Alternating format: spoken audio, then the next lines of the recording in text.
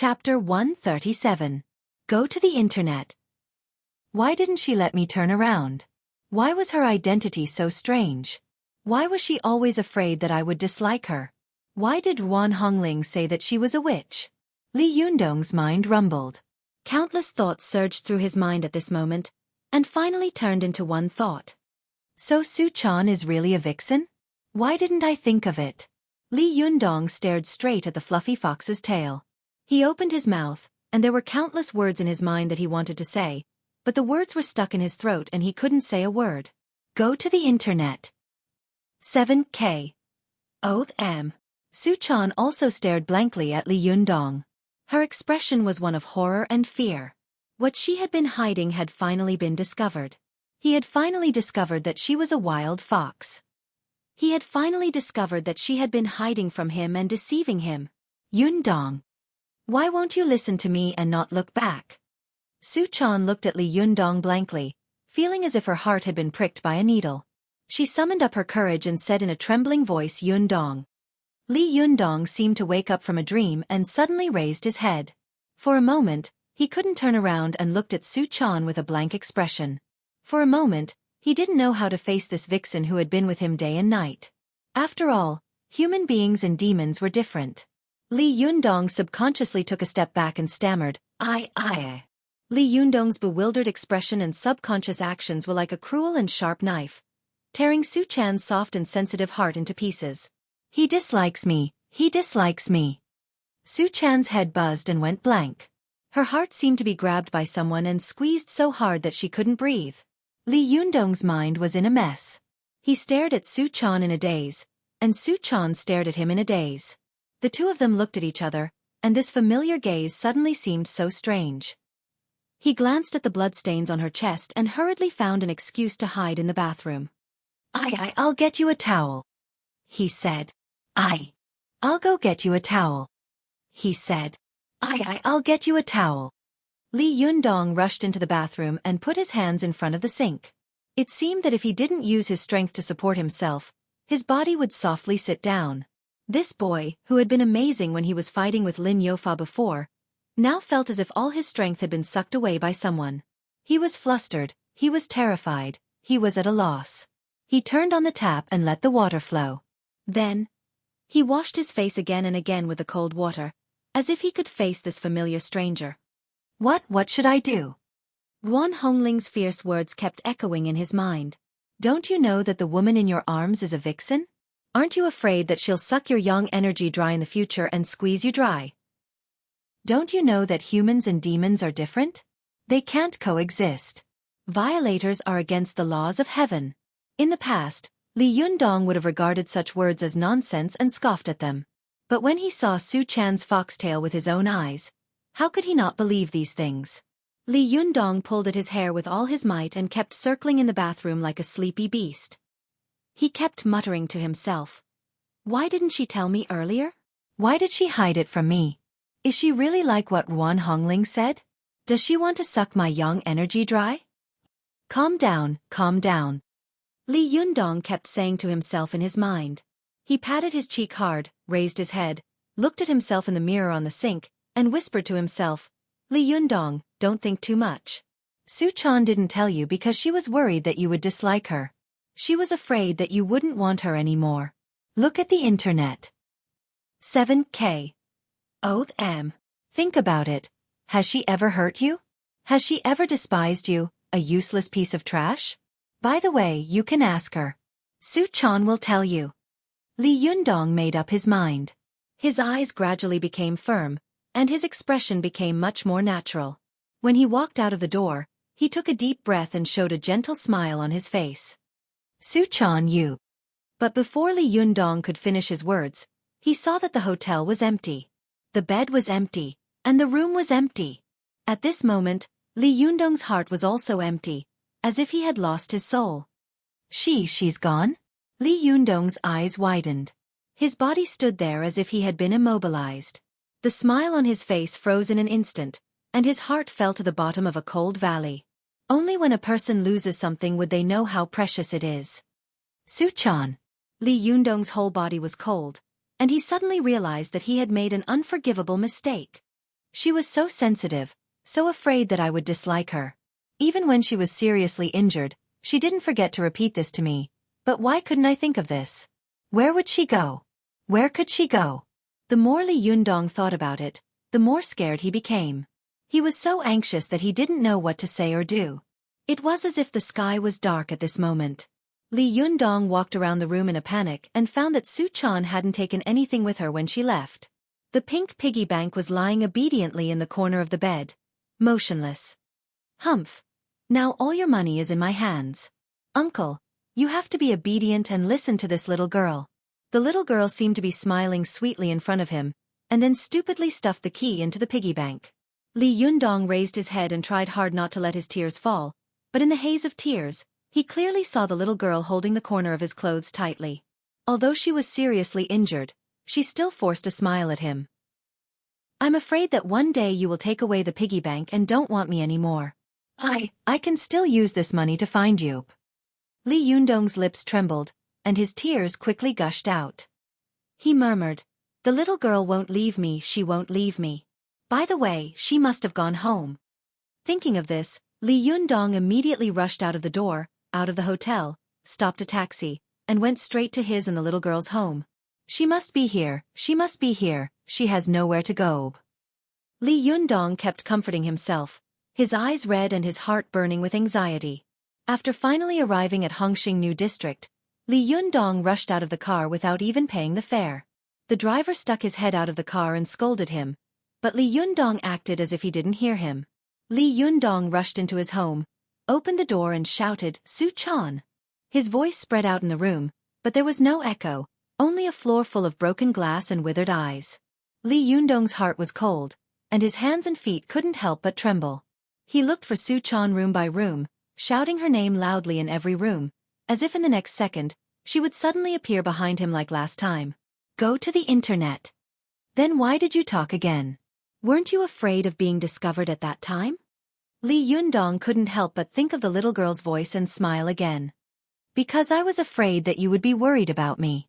I saw that you couldn't find me, and I was very sad, so I couldn't help but. At that time, the little girl's eyes were full of tenderness and deep worry. She was afraid that he would leave her behind, so she would rather expose herself than let Li Yundong worry and be afraid. Fool, where are you? Li Yundong's eyes were full of tears. He raised his head and sighed, muttering to himself. Li Yundong stood in the spacious living room in a daze, like a frozen stone statue. He clearly remembered a stubborn girl shouting at a group of indifferent people and a Philistine landlady. Li Yundong is the best person in the world to me, and he will definitely become a great hero in the future. I won't leave him.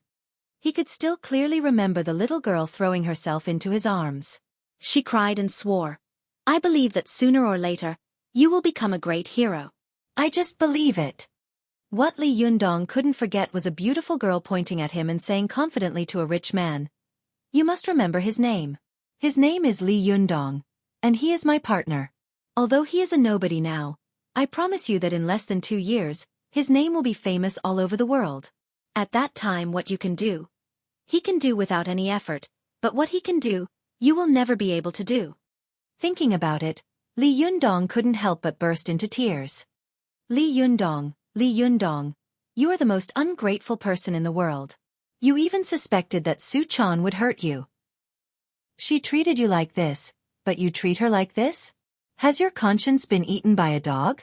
Regret, pain, memories, and longing rushed over like a surging tide, drowning Li Yundong in an instant, making his heart ache so much that he couldn't breathe and his whole body trembled. Standing in this spacious and empty living room, the warm and bright home in the past was now cold and dim. Li Yunyong kept replaying the scenes in his mind one after another. The bits and pieces of his life were like thousands of thin threads that tightly tied him together, making him finally understand one thing. Even if she was a vixen, so what? Could it be that the usual laughter, love, and sweetness were all fake? Could it be that her sincerity towards him was also fake? Su-chan, where are you? I don't care who you are, I only know that you are my girl, the girl that will never change. Come back quickly. Li Yundong suddenly shouted. His voice was emotional and sorrowful, and it spread far and wide. However, Su-chan's voice never sounded here. Li Yundong was almost desperate. He rushed out of the door crazily and ran on the street like a headless fly, shouting Su-chan's name everywhere, like a trapped beast, like a madman, and all the passers-by looked sideways. After searching for a long time, Li Yundong suddenly thought of something. He suddenly stood on the street in a daze, and his eyes suddenly became brighter and brighter. Then, he suddenly broke into a run and rushed toward a place. Yes, she must be there, she must be there. Li Yundong shouted like a hysterical madman. Su-chan turned into a blue light and left the hotel. When she appeared, she found herself standing on a strange street, surrounded by surging crowds and noisy traffic. The towering buildings looked so strict and indifferent. Just now, Su-chan just wanted to escape from that place and avoid Li Yundong's eyes, but she didn't know where she was going or where she could go. Su-chan stood on the street in a daze and suddenly found that she had no one to rely on. She was alone, and the world was so big, but there was nowhere to go. Su-chan regretted it. She wanted to go back, but she thought of what Li Yundong had said to her before. Don't hide anything from me in the future, or I will dislike you. Su-chan couldn't help but cry. He found out that I've been lying to him. He dislikes me. He doesn't want me anymore. No one will love me in the future. Thinking of this, Su-chan couldn't help but burst into tears. She walked alone, wiping the tears that kept falling. She didn't know where she was going, so she just walked aimlessly on the street. Unconsciously, Su-chan found herself in the amusement park that she had been to with Li Yundong before. She didn't even know how the guard at the gate let her in. Seeing this familiar scene, Su-chan's tears fell harder and harder, attracting the attention of the people around her. Su-chan didn't want these people to see her cry, so she hid in the grass alone. When the crowd slowly left and there was no one around, she came out, walked alone to the huge landing gear of the space shuttle, and sat down. It was late at night, and the moon was bright and the stars were few. The surroundings were quiet and dark. Su-chan's petite figure sat in the seat, looking particularly lonely. Su-chan hugged the hard and cold armrest as if she was hugging Li Yundong's arm. She raised her head and stared blankly at the starry sky. The stars in the sky seemed to have turned into pictures, all of which were the details of her and Li Yundong's daily life. No one will be so good to me in the future. Su-chan's face was covered in tears. She sobbed, and a heart-wrenching pain made her feel as if the world had collapsed. Li Yundong rushed into the amusement park and headed straight for the space shuttle. His eyes were fixed on the space shuttle. The closer he got to it, the more nervous he became. He didn't dare to imagine what would happen to him if he didn't find the little girl here. What would happen to him? But when he got closer, he suddenly found a familiar figure sitting on the landing gear of the space shuttle. She was so lonely and pitiful, so lovable. It's her. It's my girl. Li Yundong felt a kind of extreme joy that almost exploded from his chest. He couldn't help but walk forward quickly. But after a few steps, Li Yundong couldn't help but stop. He walked forward slowly, as if he was afraid of scaring away this sensitive and fragile girl, afraid of scaring away his beloved girl. Li Yundong quietly walked behind Su-chan and heard her murmur as she wiped her tears. Master, I miss you. I didn't mean to lie to you. Before she could finish, Li Yundong couldn't help but say, I know. I'm here. I miss you too. Su-chan's body trembled violently. She subconsciously wanted to turn her head to look at Li Yundong behind her, but she forced herself to hold back.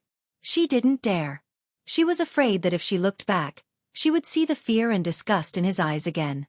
Su-chan leaned forward slightly. She wanted to escape quickly, but her attachment and love for Li Yundong wrapped around her tightly like a vine, making her dare not run away. The little girl was both surprised and happy. Her whole body trembled like a frightened little sheep. Li Yundong stood behind Su-chan.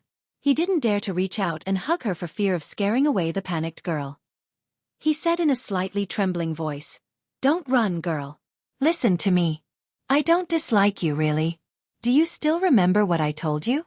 No matter what, you are my girl. Have you forgotten? Su-chan trembled and turned her face to him. Her delicate face was full of sparkling tears. She said in a trembling voice, You really don't dislike me?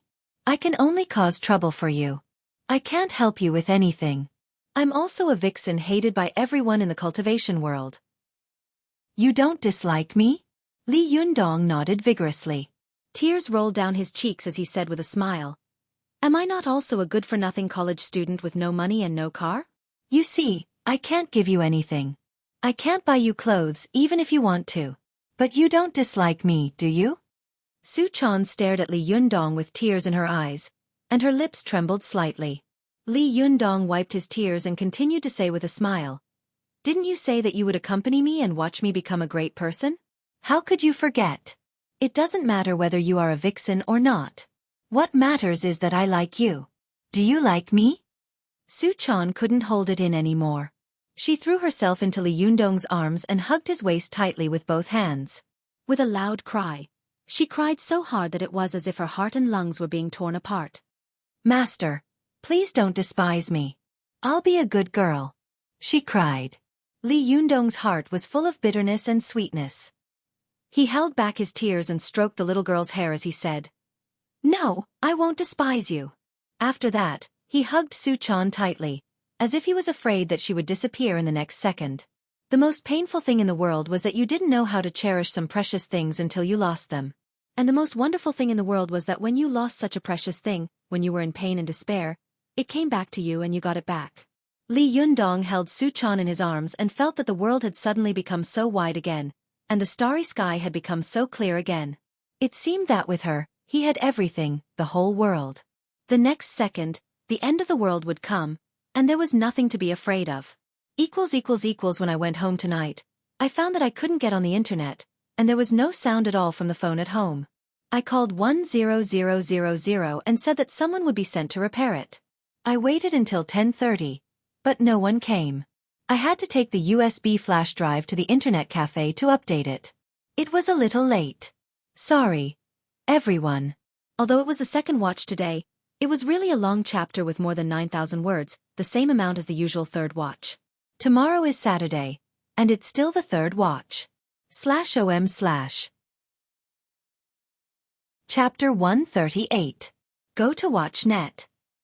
Li Yundong and Su-chan had no idea how long they cuddled and hugged each other until the moon was covered by the clouds, as if they were too embarrassed to look at the lovey-dovey couple any longer. WatchNet. 7K. Oh. Hong. The little girl gradually got tired of crying. She sobbed from time to time. She wiped her tears and hummed. "Why did you think of looking for me here?" Li Yundong wiped the girl's tears with a smile and said, "Haven't you heard of this saying?" The little girl cried so hard that her nose was stuffy. She said in a nasal voice, "What are you talking about?" Li Yunyong said with a smile, "I don't have the flying wings of the colorful phoenix, but my heart is connected." The little girl burst out laughing. "Who has a telepathic connection with you? You're so annoying." Li Yundong chuckled. He stretched out his sleeve and handed it to the little girl. "Hurry up and wipe your nose. You've got snot bubbles coming out." Su-chan said angrily, "You're the one who has snot bubbles coming out of your nose. You're so annoying." "I'm not." But as she said this, she grabbed Li Yundong's sleeve and wiped her face like a cat washing its face. Su-chan let go of Li Yundong's arm in satisfaction. She looked up and saw Li Yundong smiling at her. She couldn't help but blush. "What are you looking at? Don't laugh at me." Li Yundong smiled and said, "Okay, I won't laugh at you. But come closer and I'll tell you a secret in a low voice." Su-chan leaned over curiously and whispered, "What secret?" Li Yundong said in a low voice, "Actually, you wiped your snot all over your face just now." Su-chan turned pale with fright and shouted, "Ah? It can't be, right? What are you going to do about it?" With that, she buried her face in her hands and buried her head in Li Yundong's arms. Li Yundong burst out laughing. "I was just kidding." As he spoke, he stretched out his hand to pull the little lass up, but the little lass covered her face and refused to lift her head. After Li Yundong tried to persuade her, the little girl wiped it repeatedly with her hand. Then, she raised her head with a flushed face and asked nervously, "Is there anything else? Will it become ugly?" Li Yundong smiled and pinched the girl's cheek. "Silly, I told you I was lying to you." WatchNet. 7K. Net. Super_speed. More. New. Su-chan couldn't help but say angrily, "You're so annoying. You're so naughty. I don't want to talk to you anymore." How could Li Yundong allow the little girl to escape from his grasp? He quickly hugged the little girl and pulled her into his arms. He held her tightly with both hands and said, "Where are you going?" Su-chan giggled and held Li Yundong's arm tightly with both hands. Her heart was warm, full. She felt very warm and safe. Under the moonlight, Li Yundong saw that the girl had bright eyes and white teeth. Her eyes were like water, and she was indescribably bright and lovely. He couldn't help but lower his head and kiss her gently on her rosy lips. Su-chan's body trembled and she unconsciously softened. She raised her head and stared at Li Yundong, murmuring, "Yundong, aren't you afraid that I'm a vixen?" Li Yundong laughed. "Don't you know that I like little vixens like you?" As he said this, he reached out to touch the little girl's breasts. "Where are you hiding your tail? Let me see." The most sensitive part of Su-chan's body was at the pubic bone. When Li Yundong's fingers touched her, her whole body suddenly trembled as if she had been electrocuted. She said in a trembling voice, "Don't touch there." Li Yundong stopped and said with a smile, "I won't touch it if you tell me where you're hiding your tail." Su-chan moaned and hid her head in Li Yundong's arms. She said in a low, muffled voice, "I won't tell you." Li Yundong smiled and reached out to touch the little girl's pubic bone. The little girl was so scared that she hurriedly begged for mercy. I'll tell you. Su-chan blushed and said, "Only after I spit out the Niden and my spiritual energy is greatly reduced will I show my true form. Now I can't see it, let alone touch it." Li Yundong was a little disappointed. He held the little girl in his arms and sat on the lift platform of the space shuttle, saying, "I was wondering why you didn't let me turn my head at that time." Su-chan couldn't help but say angrily, "I told you not to look back, but you did."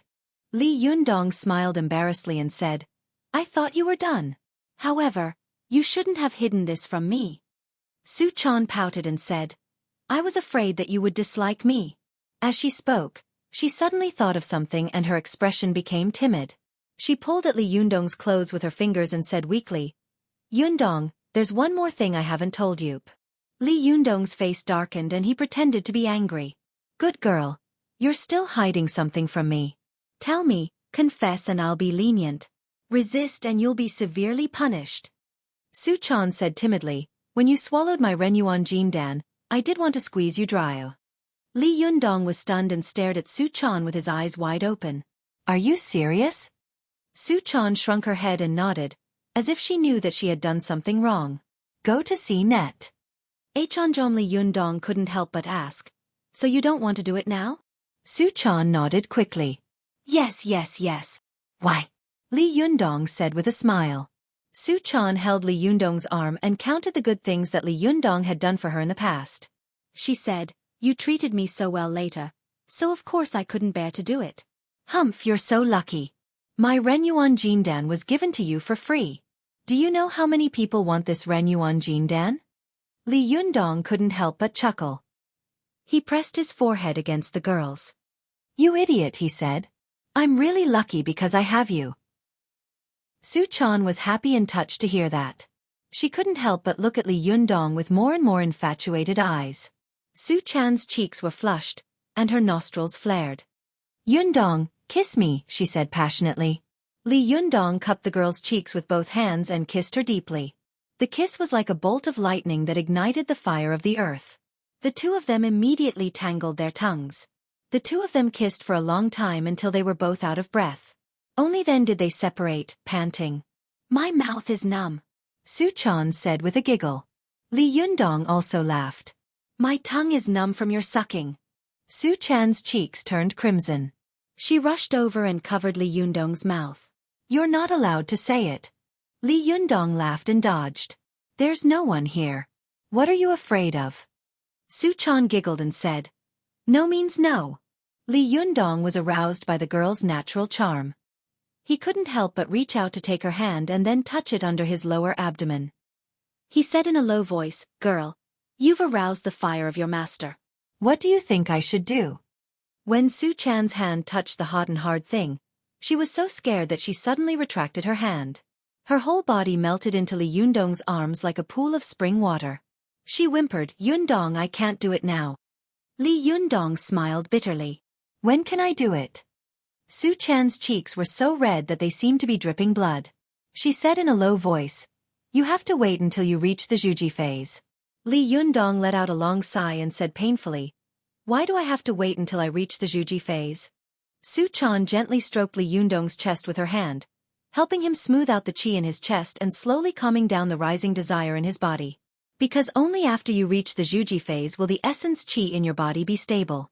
Only then will the yuan-yang qi in your body not be seduced by my yin qi when we have sex, and then it will flow out of control. Li Yundong was stunned. No way? Then how can I reach the Xueqi phase? What about the Xueqi phase? Su Chan explained, the Yellow Emperor's canon of internal medicine divides human cultivation into several stages, namely, the child body, the leakage body, the broken body, the weak body, and the weak body. Although Li Yundong was only one threshold away from the Xueqi phase, he was completely clueless when it came to the cultivation theory. He said with a blank face, "What do you mean? Explain?" Su Chan explained with a smile. The Yellow Emperor's canon of internal medicine states that before the age of 16 for men and before the age of 14 for women, both men and women have not reached the Tiangue phase. Therefore people have a child body. At this time, they don't need to reach the Xueqi phase to directly practice magic and magic. Li Yundong couldn't help but interrupt. You don't mean the Tiangue phase of men and the menstruation phase of women, do you? The little girl nodded. Blushing. Li Yundong couldn't help laughing. No way. Nowadays, how can people reach the Tiangue phase at the age of 16 or 14? Nowadays, children are becoming more and more precocious. Su Chan sighed and said, that's why there are fewer and fewer cultivators nowadays.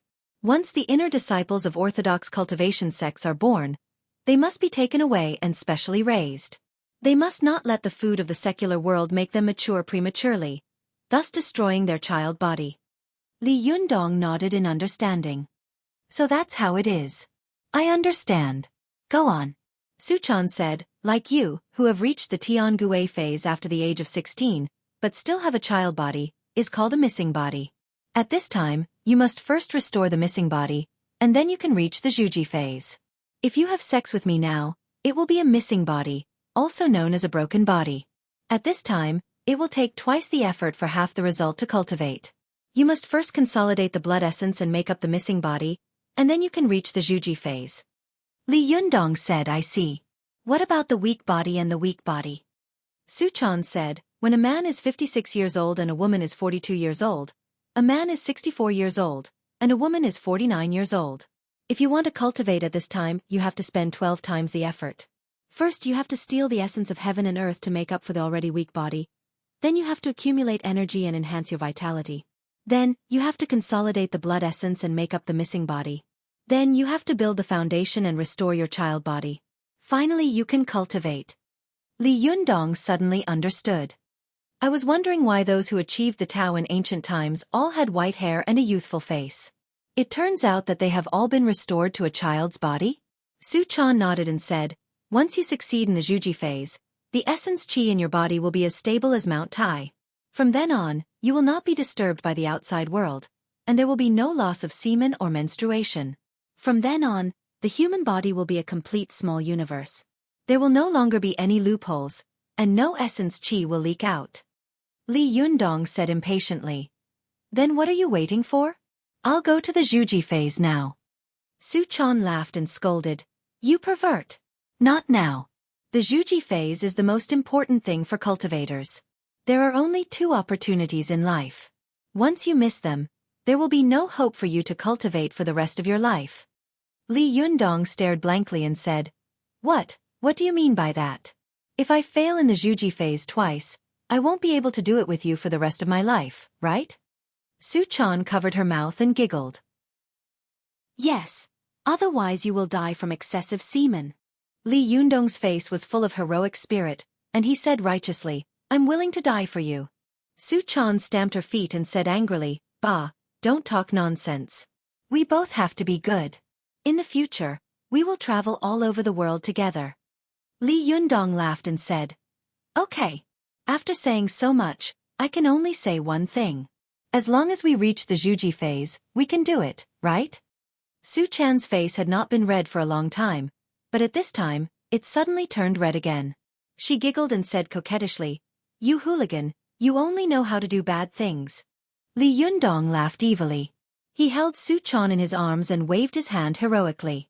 Well, for the happiness of my girl, I want it. Xueqi. Xueqi. /om/.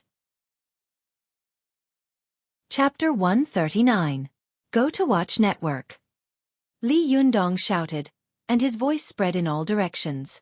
Su-chan was so scared that she looked around and said angrily, "How can you shout this kind of thing everywhere?" Li Yundong said with a smirk, "Do you mean the first half or the second half?" Su-chan's cheeks turned red. She giggled and said, "Bad guy, I don't want to talk to you anymore. I want to go back." Li Yundong pulled Su-chan and refused to go. "Don't be in such a hurry. Tell me how to build the Xueqi phase first." Su-chan looked back and smiled. She bit her lip and looked charming. She smiled shyly and teasingly. "How can I teach you to build the Xueqi phase if I don't go back?" Li Yundong was greatly tempted by the little girl's seduction. He laughed and couldn't wait to take the little girl's hand, saying, "Well, there's no time to lose. Let's go back now." But Li Yundong suddenly remembered something. He smiled bitterly and said, "Oh no." Su-chan looked at him in confusion. "What's wrong?" Li Yundong rummaged through his trouser pocket and said with a wry smile, "I don't have a penny on me. How can I go back? Do I have to walk back?" Su-chan giggled. "You're so stupid," she said, shaking like a flower. Li Yundong pretended to be angry and said, "How dare you laugh at me? I think your butt is itchy." Su-chan smiled and said, "I can fly you back." Li Yundong was surprised and delighted. "You can fly? By the way, you must be able to fly. Otherwise, how could you disappear from the room out of thin air? Can you take me with you?" Su-chan said proudly, "Of course." After that, she raised her head and raised her nose to the sky, looking insufferably arrogant. However, she kept secretly watching Li Yundong from the corner of her eyes. Her eyes were rolling, and her expression seemed to be saying, "Come and praise me, come and praise me." Li Yunyang was very sensible and made a gesture of worship. "Great immortal Su, quickly show your magic power and take us ignorant people to broaden our horizons." Su-chan was amused by Li Yundong's exaggerated movements and expression. "You're so annoying. How can I call you great immortal?" Li Yundong saw that his flattery had failed, so he quickly said with a flattering smile, "What about Xiaoxian?" Su-chan smiled and said, "Neither is Xiaoxian."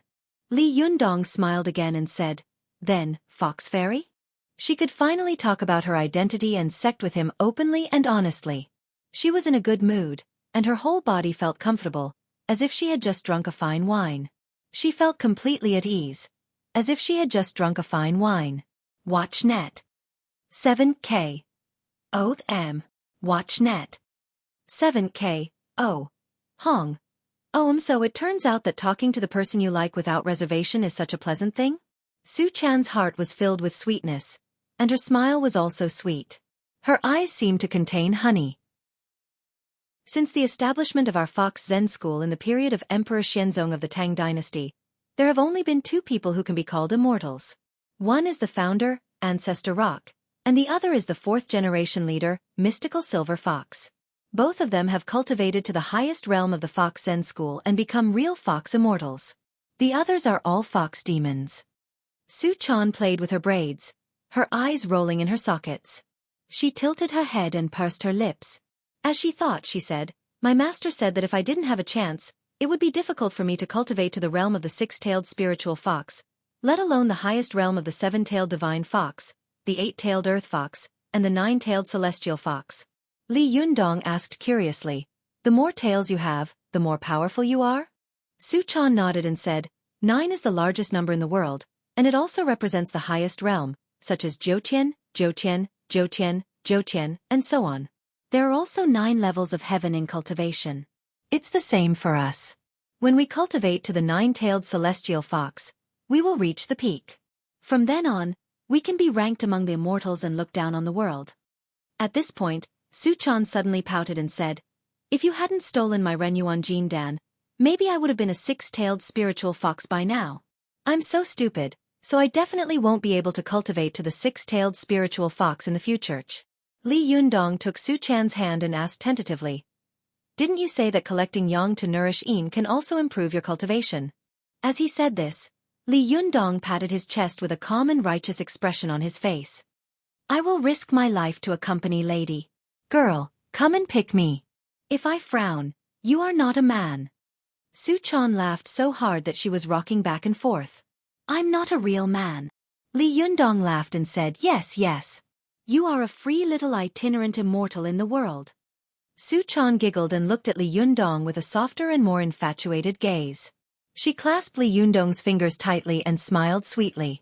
Yundong, I am so happy. Go to the internet. Li Yundong laughed and said, what are you so happy about?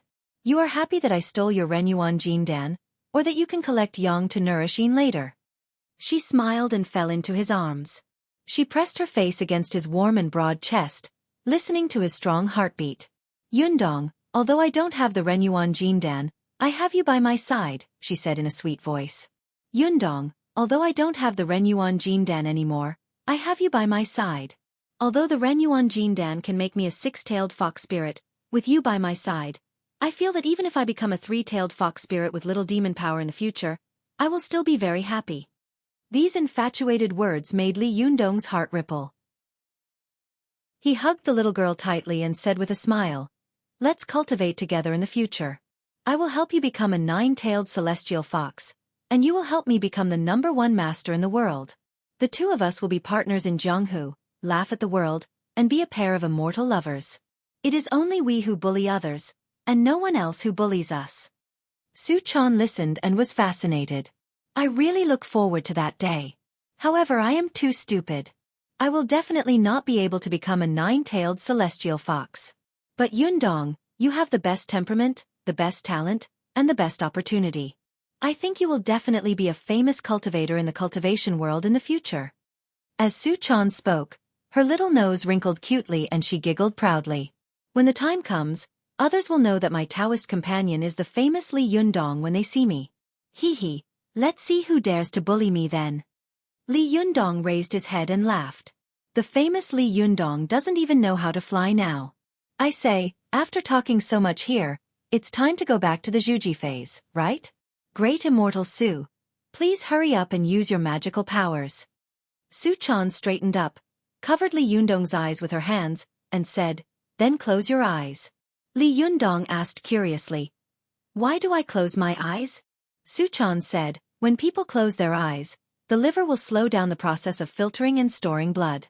The metabolism of the human body will slow down, and the blood qi will also run slower so the qi in the body will rise. In this case, it will be much easier for me to fly with you. If you open your eyes and see something high in the sky, I'm afraid that your heart and meridians will immediately be in disorder, causing the turbid qi in your body to sink, increasing the burden of my flight, and even causing both of us to fall from the sky. Li Yundong said in surprise, I don't have acrophobia. What's there to be afraid of? Xueqi said with a serious expression, there are 3 kinds of great horror in cultivation, which are the common demons of cultivators. The first is the great horror between life and death. The second is the great horror between heaven and earth, and the third is the great horror between reality and illusion. In the future, when your spiritual power is enough, you can learn to fly on magic tools, and then you will know what the great horror between heaven and earth is. Seeing that Xueqi was serious, Li Yundong couldn't help but look solemn. He closed his eyes honestly and said, don't worry, I definitely won't open my eyes this time. Xueqi was a little worried and said, you must not open your eyes. Otherwise, you will fall to your death. Li Yundong nodded hard and closed his eyes even more tightly. I won't open them. After saying that, he suddenly felt his body become light, and his body floated up as light as a feather. Then, the wind whistled past his ears, and he felt as if he was sitting in a 200 km/h convertible sports car. Even the skin on his face was aching from the strong wind. Li Yundong opened his mouth to speak, but as soon as he opened his mouth, he felt a strong wind rushing in and forcibly swallowing his words. Li Yundong was shocked, and suddenly his heart began to beat wildly. This didn't matter, but the qi in his body suddenly sank, making his body become heavy. In the blink of an eye, Li Yundong felt his body fall violently. This violent sense of weightlessness made him feel as if he had stepped into the gate of hell, and his heart seemed to jump into his throat in an instant. Xueqi shouted in shock and fear, Yundong, take a deep breath and put your tongue on the roof of your mouth. Don't let your imagination run wild. We will fall to our death like this. Li Yundong immediately took a deep breath, put his tongue on the roof of his mouth, and tried to empty his mind, not thinking about the surrounding environment and the terrible feeling of falling. Soon, he felt his body shake and stopped falling in an instant. After a while, his feet suddenly sank, as if he had stepped on something solid. He heard Su Chan's frightened voice. Okay, you can open your eyes now. Li Yundong opened his eyes and found himself in an inconspicuous street corner not far from the hotel. Beside him, Su Chan's face was ashen, and she kept patting her chest. What happened just now? Li Yundong took a deep breath, and his heart slowly fell back into his chest.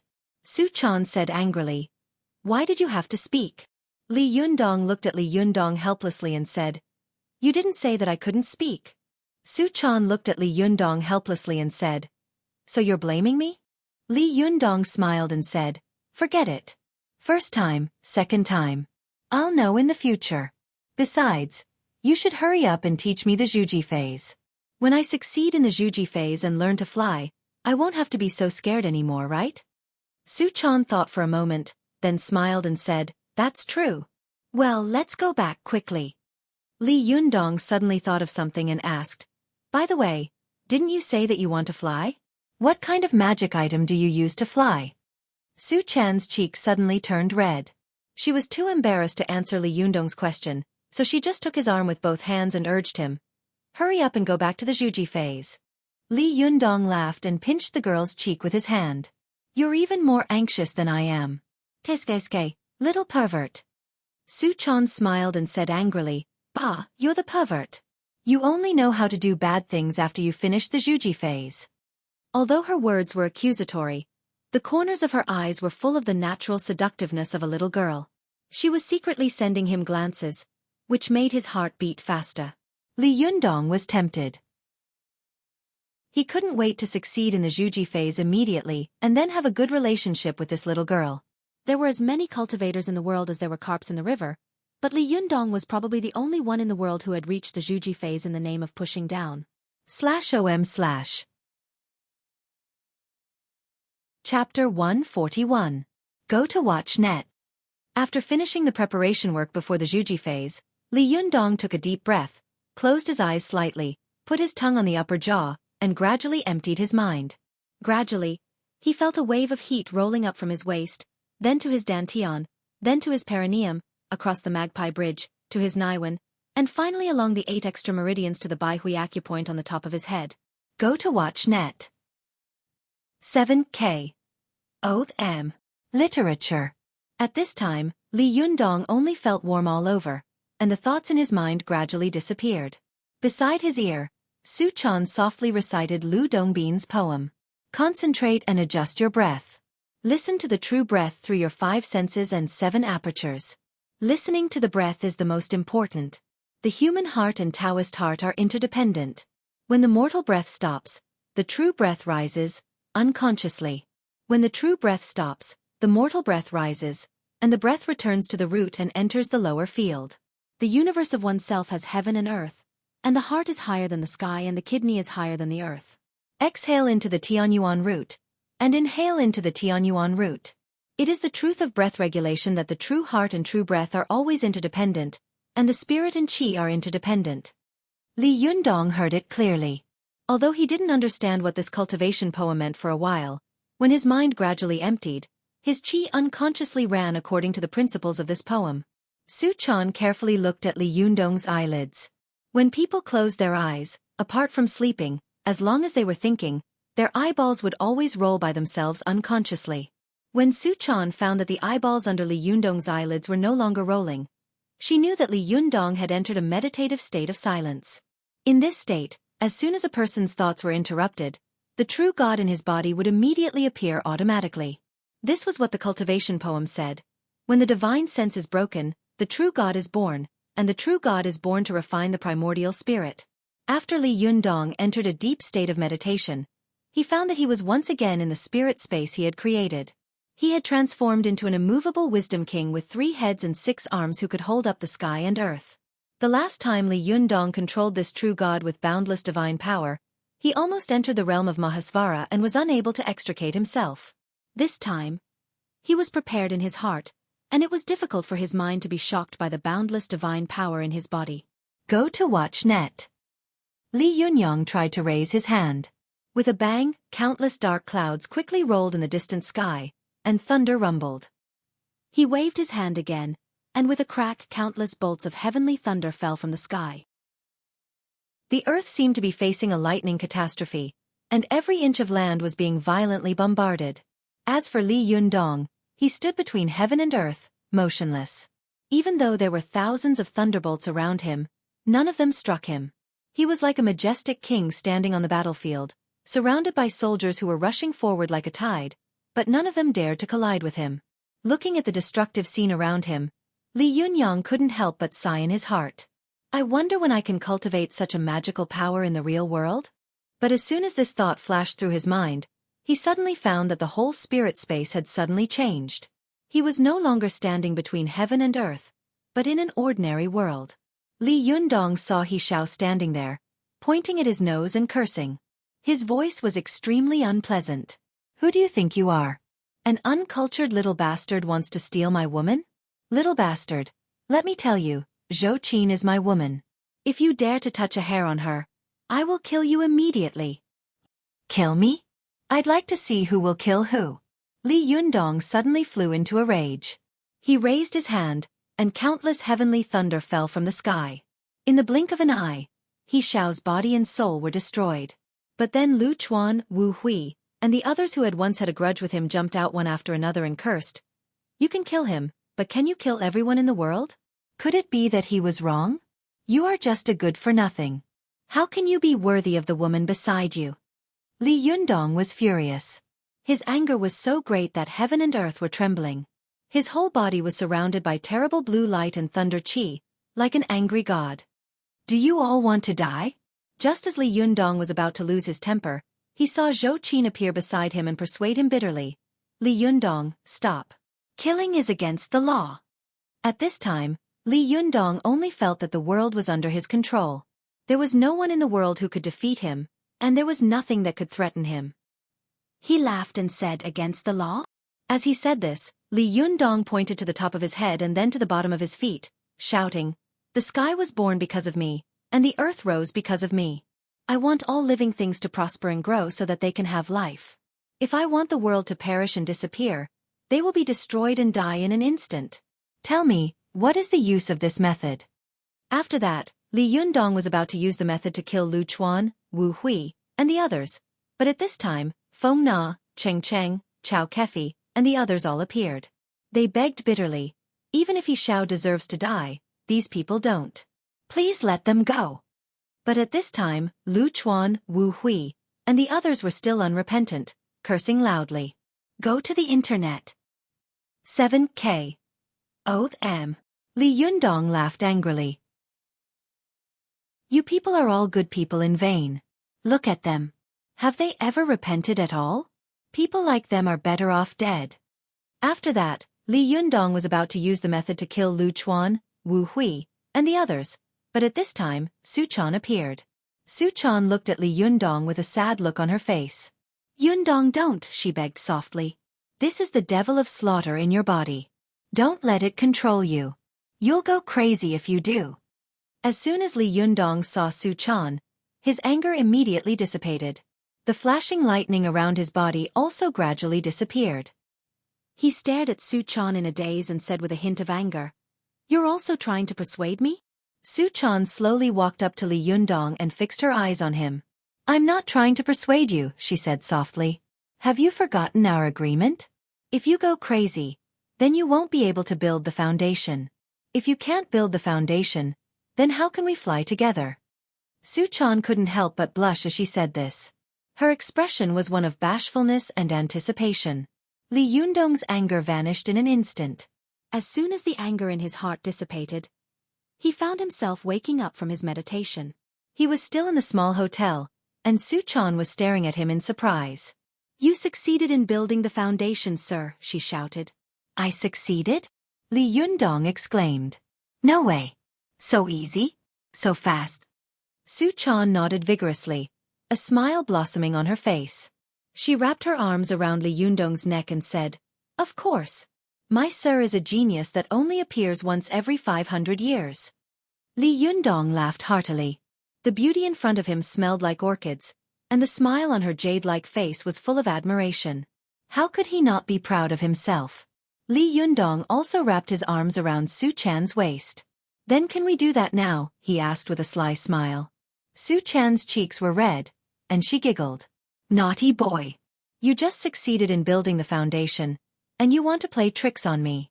No." Then she tried to run away. How could Li Yundong allow her to escape? He quickly held her with both hands, lowered his head, and kissed the little girl's lips. As soon as the little girl was kissed, her body softly fell down and she collapsed into his arms as if she had no bones. Her nose let out a moan that was as sweet as honey. Li Yundong had been looking forward to this day for a long time. As soon as he heard the voice, he felt his whole body heat up. He reached out his hand to the girl's chest and slowly pressed her soft body down on the bed. For a moment, the two of them were entangled and turned red. Li Yundong was sprinting in this kind of erotic gentleness. The beauty under him was panting. He was intoxicated and didn't know that he had already gone crazy. What was the horror between reality and illusion? The horror was that when you thought you were in an illusion, in fact you were in the real world.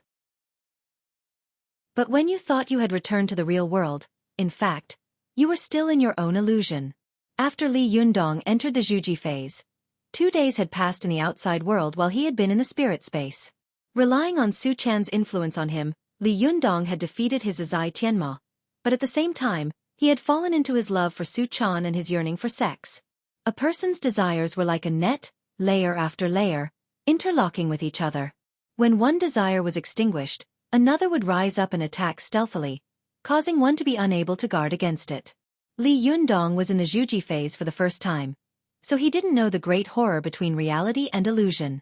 Moreover, before he had entered meditation, he had been seduced by Su Chan and let his imagination run wild, leaving behind the root of inner demons. At this time, he thought that he had succeeded in the Xueqi phase and was making love with Su Chan, but in fact in the real world, Su Chan was so scared by Li Yundong that she was sweating. At this time, Li Yundong's human nature rose uncontrollably in his divine sense, and even the blood in his body flowed faster. The most terrible thing was that the thing on Li Yundong's waist was stimulated by the desire. It rose high, and the blood in his body was rushing there crazily. Su Chan knew that Li Yundong must have been controlled by the inner demons at this time, and the qi in his body was not flowing normally. Moreover, she saw the thing below Li Yundong jumping with the surging blood. She was even more frightened and her face was pale, for fear that Li Yundong would erupt in the next second. When a person was in the Xueqi phase, it was the process of mobilizing all the qi in the body to compress and refine it into the niden. At this time, the human body was like a pressure cooker, when the qi was boiling and had nowhere to vent. If Li Yundong opened his qi at this time, then his leakless body would immediately be broken. This was equivalent to a flood that had found a vent in an instant, and it would surge out in an instant. Even the precious Jindan's qi in Li Yundong's body would be lost along with the essence qi in his body. Su Chan was burning with anxiety. She knew that outsiders could not disturb the Xueqi phase, let alone help them. Otherwise, even the person who helped them might fall into the inner demons and be unable to extricate themselves. But now that Li Yundong was about to fall, Su Chan couldn't care so much. She fiercely clenched her teeth, pressed one hand on the Bai Hui acupoint on the top of Li Yundong's head, and poked his Ling Tai acupoint with her index finger with the other hand. In traditional Chinese medicine, there was a method called bloodletting. When the qi in a person's body was too strong and inflated, they would use a needle to prick the person's finger and release the qi in the body through this method. Su Chan poked the Ling Tai acupoint with her finger, and it was as if she was poking a finger to let out blood. As she poked the Ling Tai acupoint with her finger, the surging qi in Li Yundong's body immediately found an opening. Su Chan poked the Ling Tai acupoint to release the qi, and at the same time, she poured her own yin qi into Li Yundong's body through the Bai Hui acupoint on the top of Li Yundong's head, using this to calm the crazily flowing yuan-yang qi in his body. But she hadn't expected that the yuan-yang qi in Li Yundong's body would be far stronger than she had expected. As soon as she poured her yin qi into Li Yundong's body, a powerful yuan-yang qi immediately counterattacked. This counterattack was so fierce that it invaded Su Chan's body in the blink of an eye, making her feel the bone-deep desire that Li Yundong had sunk into the sea of desire. Su Chan was unable to move under the impact of the powerful qi in Li Yundong's body. Her expression was one of pain and fear, and a trace of despair flashed through her mind. It's over, we're both finished. How could this be? /OM/ Chapter 142. Go to the net. Early in the morning, Shan Hui, who was on summer vacation, was bored, so she went to the Dongsheng building to play with her cousin. However, as soon as she entered Yin Mengfan's office, she found that Yin Mengfan was on the phone. After hanging up the phone, she picked up the car key and was about to go out. Go to the internet. 7K. OM. Literature, Shan Hui said with a smile. Cousin, where are you going? Yin Mengfan smiled and said, I'm going out to find someone. Are you so free during the summer vacation? Doesn't uncle care about you? Shan Hui curled her lips and snorted. He can't even deal with his concubines. How can he have time to care about me? Yin Mengfan raised her hand and made a gesture of wanting to hit her. She pretended to be angry and said, a son doesn't talk about his father's fault. How can you talk about your father like that? Shan Hui was frightened by her gesture and jumped back. She made a face and said angrily, that's right. Isn't the old master just a rich man? He brought so many women home and made himself look like a feudal landlord. Bah, it's disgusting. That's why I don't like him. Seeing that she couldn't control Shan Hui, Yin Mengfan shook her head helplessly and sighed. Alas, Uncle Shen is good at everything, but he's too romantic. I really don't know what his family will produce in 100 years. Thinking of this, she couldn't help but think of the descendants of the Shen family who were eyeing her uncle's property covetously. She sighed in her heart. Yin Mengfan was silent for a while. She suddenly thought of something and raised her head. By the way, I'm going out now. You play here first. I'll be back later. Seeing that she was going out, Shen Hui rolled her eyes and hugged her arm in a flattering manner. Don't be like that, cousin. Take me with you. I'm bored. Yin Mengfan knew that Shan Hui was the daughter of the Shen family and the apple of her uncle's eye. He loved her like a treasure, and no one could do anything to her. That was why she had developed a devil's character. If she didn't follow her temper, she was afraid that she would cause a ruckus here. Moreover, with her status, who could control her? Who would dare to? Yin Mengfan smiled helplessly and said, I heard that your stepmother signed you up for piano, calligraphy, painting, and dance classes. There are so many classes, but you don't need to go to any of them. Why do you have to come here and behave so atrociously? A look of contempt and disdain appeared on Shen Hui's face. She sneered and said, her? She just wanted to gild her precious son's reputation, and conveniently bring me along to curry favor with the old man in the family. This woman had given birth to a beautiful son, and now her ass was so high up in the sky.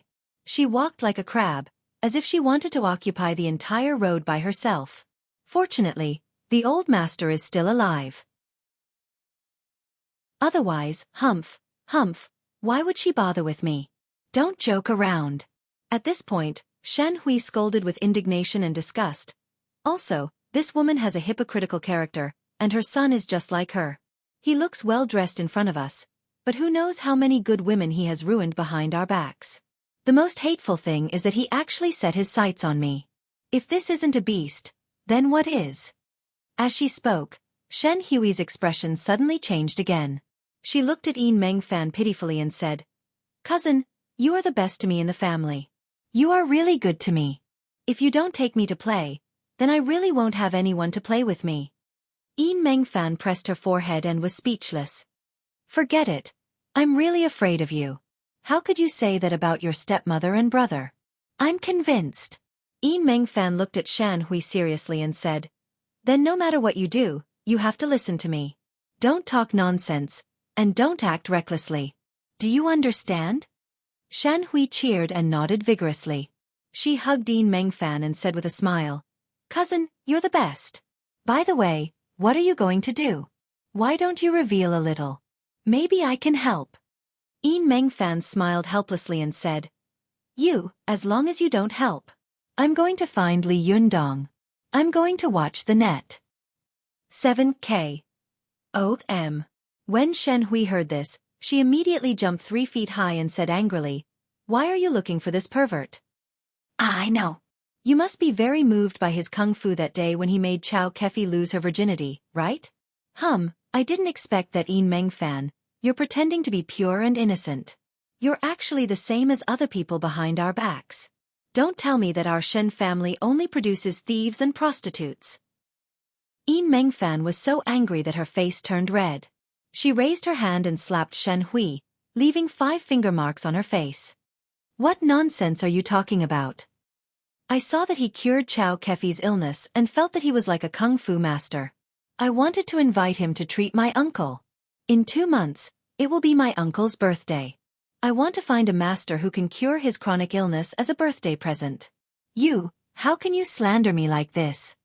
As she spoke, Meng Fan sat down and tears streamed down her face. Shen Hui covered her cheek and moved to Meng Fan's side in embarrassment. She squatted down and pushed her leg timidly. Cousin, I'm sorry. I misunderstood you. You know that I'm a person with a quick mouth. I can't control it. You're a big person. Don't argue with a villain like me. As she said this, Shen Hui slapped herself a few times with an apologetic smile. Look, I'll slap this stinky mouth to vent your anger for you. Meng Fan also knew Shen Hui's temper. She wiped her tears, took out a wet tissue from the table, and handed it to Shen Hui. Wipe your face and apply it. Does it hurt? Shen Hui giggled and said, I'm thick-skinned. Cousin, you're not angry anymore. Meng Fan shook her head helplessly. She wiped the tears from the corners of her eyes with a tissue and said angrily, You're so annoying. You made me angry as soon as you came here. My makeup is all ruined. Shen Hui shook Meng Fan's arm and said coquettishly, Cousin, you're a natural beauty. Don't be afraid. Meng Fan stood up and said with a wry smile, Forget it, I'm afraid of you. Let's go. It wasn't easy for me to find out Li Yundong's whereabouts from Zhou Qin. Zhou Qin is waiting for me at school. Don't let her wait too long. Go watch the net. Shen Hui pouted and said, There are so many capable people in the world. Why do you have to look for him? I don't believe that he has any real talent. Meng Fan quickly touched up her makeup and said, Didn't you see it with your own eyes that day? Isn't it true? Shen Hui tilted her head and snorted coldly. He must be a blind cat running into a dead mouse. Or he colluded with that B*TCH Xueqi. Meng Fan was furious. How can you talk about people like that? Then you don't have to go. Stay here, or go wherever you want. Shen Hui was shocked and quickly put on a pitiful look. I know. I'll be good later, okay? However, her eyes were rolling in her eyes, and she was secretly thinking about how to embarrass Li Yundong later. Meng Fan had no time to guess what she was thinking. She took the car key and rushed to the underground parking lot with Shen Hui, then drove to Tiannan University. 20 minutes later, Meng Fan parked an Audi A6 at the school gate. She lowered the window and saw that Zhou Qin was standing at the school gate with a book in her arms, talking to 2 girls. Zhou Qin. Meng Fan stuck her head out of the window and waved her hand. Zhou Qin followed the voice and looked over, then nodded at her. She turned her head and said something to the 2 girls beside her. Then the 3 girls walked over together. President Yin. Zhou Qin approached and greeted her with a smile.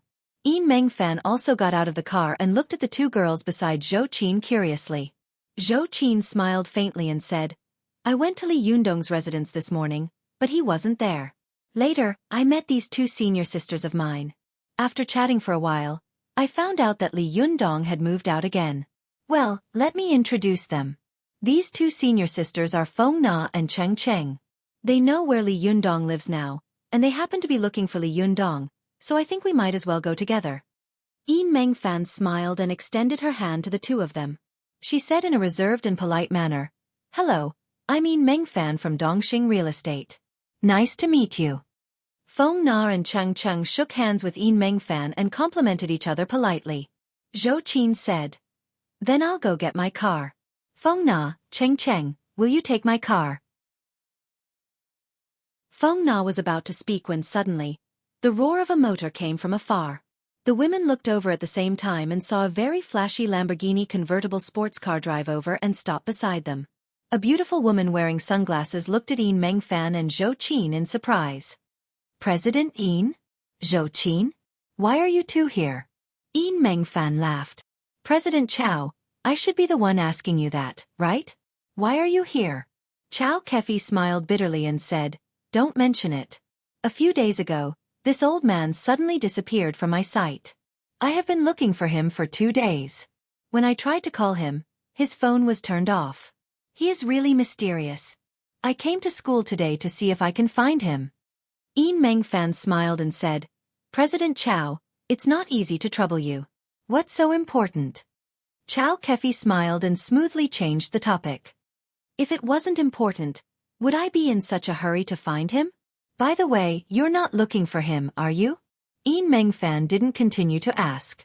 After all, people in this circle knew that the way to get to the bottom of things was the most annoying way to talk. She smiled and said, President Chow is really smart. We're going to find Li Yundong. Let's go together. Chow Kefi was overjoyed. That's really good timing. Great. Let's go together. Then she smiled at Zhou Qin and said, Zhou Qin, I've never given you a ride before. Will you do me the honor today? Zhou Qin smiled and said, Then I'll accept your invitation.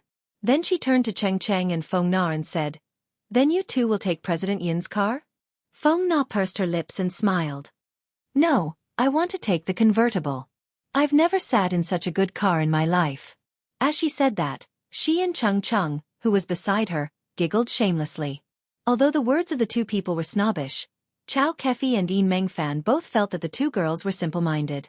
They were much better than those hypocrites in society who didn't say anything but wanted to die in their hearts. Yin Mengfan smiled and shook her head. It seems that President Chow is smart. She would rather be under pressure to buy a good car. Now you're proud. Chow Kefi smiled and said, President Yin, you're rich. Don't tease a little girl like me. Let me go. Zhou Qin got into the front seat and fastened her seatbelt. She smiled and said, You two don't have to flatter each other. Let's go first. While speaking, Chow Kefi had already started the car. The power of the small sports car's motor was indeed different. As soon as they started, they left the Audi A6 several spaces behind them.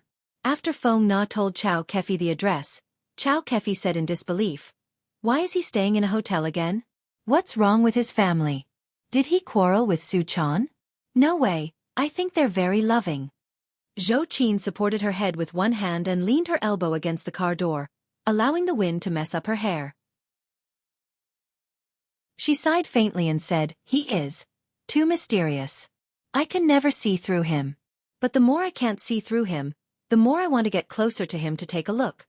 Hearing Zhou Qin's words, Chow Kefi, Feng Na, and Cheng Cheng all fell silent. They all sighed in their hearts. Yes, Zhou Qin is right. This boy seems to have a magical power, attracting them unconsciously to get close to him, understand him, and own him. Li Yundong, who are you? Why are you so mysterious? /om/ Chapter 143. Go to Watch Network. For a moment, the people in the car did not speak, silently thinking about their own things. About 10 minutes later, Chow Kefi drove to Li Yundong's temporary residence, followed by Yin Mengfan in her Audi. Watch Net. They got out of the car and walked into the hotel in a grandiose manner. The waiter in the hall was shocked when he saw them. Wow, good heavens! There are so many women, and all of them are top-grade beauties with different temperaments and postures. These days, the more beautiful a woman was, the more likely she was to be kept as a mistress, and the less likely she was to show her face outside. The probability of seeing a top-grade beauty on the street was really small. But suddenly seeing so many top-grade beauties walking together really shocked all the waiters and guests at the front desk of the hotel. They all looked at Zhou Qin and the others in a daze, their minds full of questions.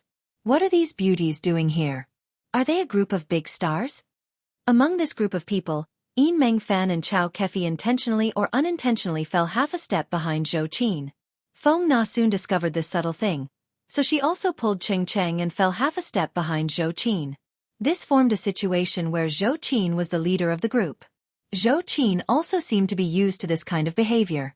She walked to the front desk and asked, Excuse me, is Li Yundong staying here? The receptionist reacted as if she had just woken up from a dream. She was unconsciously shocked by Xueqi's temperament and aura. She subconsciously checked the computer, then nodded and said, "Yes, you are." Xueqi said, "We are his friends. May I ask which room he is staying in?" The receptionist said, "Room 2203. Xueqi nodded, and then the group walked toward room 2203 in a mighty manner.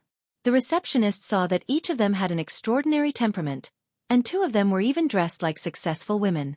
She did not dare to neglect them, so she quickly used the walkie-talkie to inform the nearby waiters and asked them to lead the way.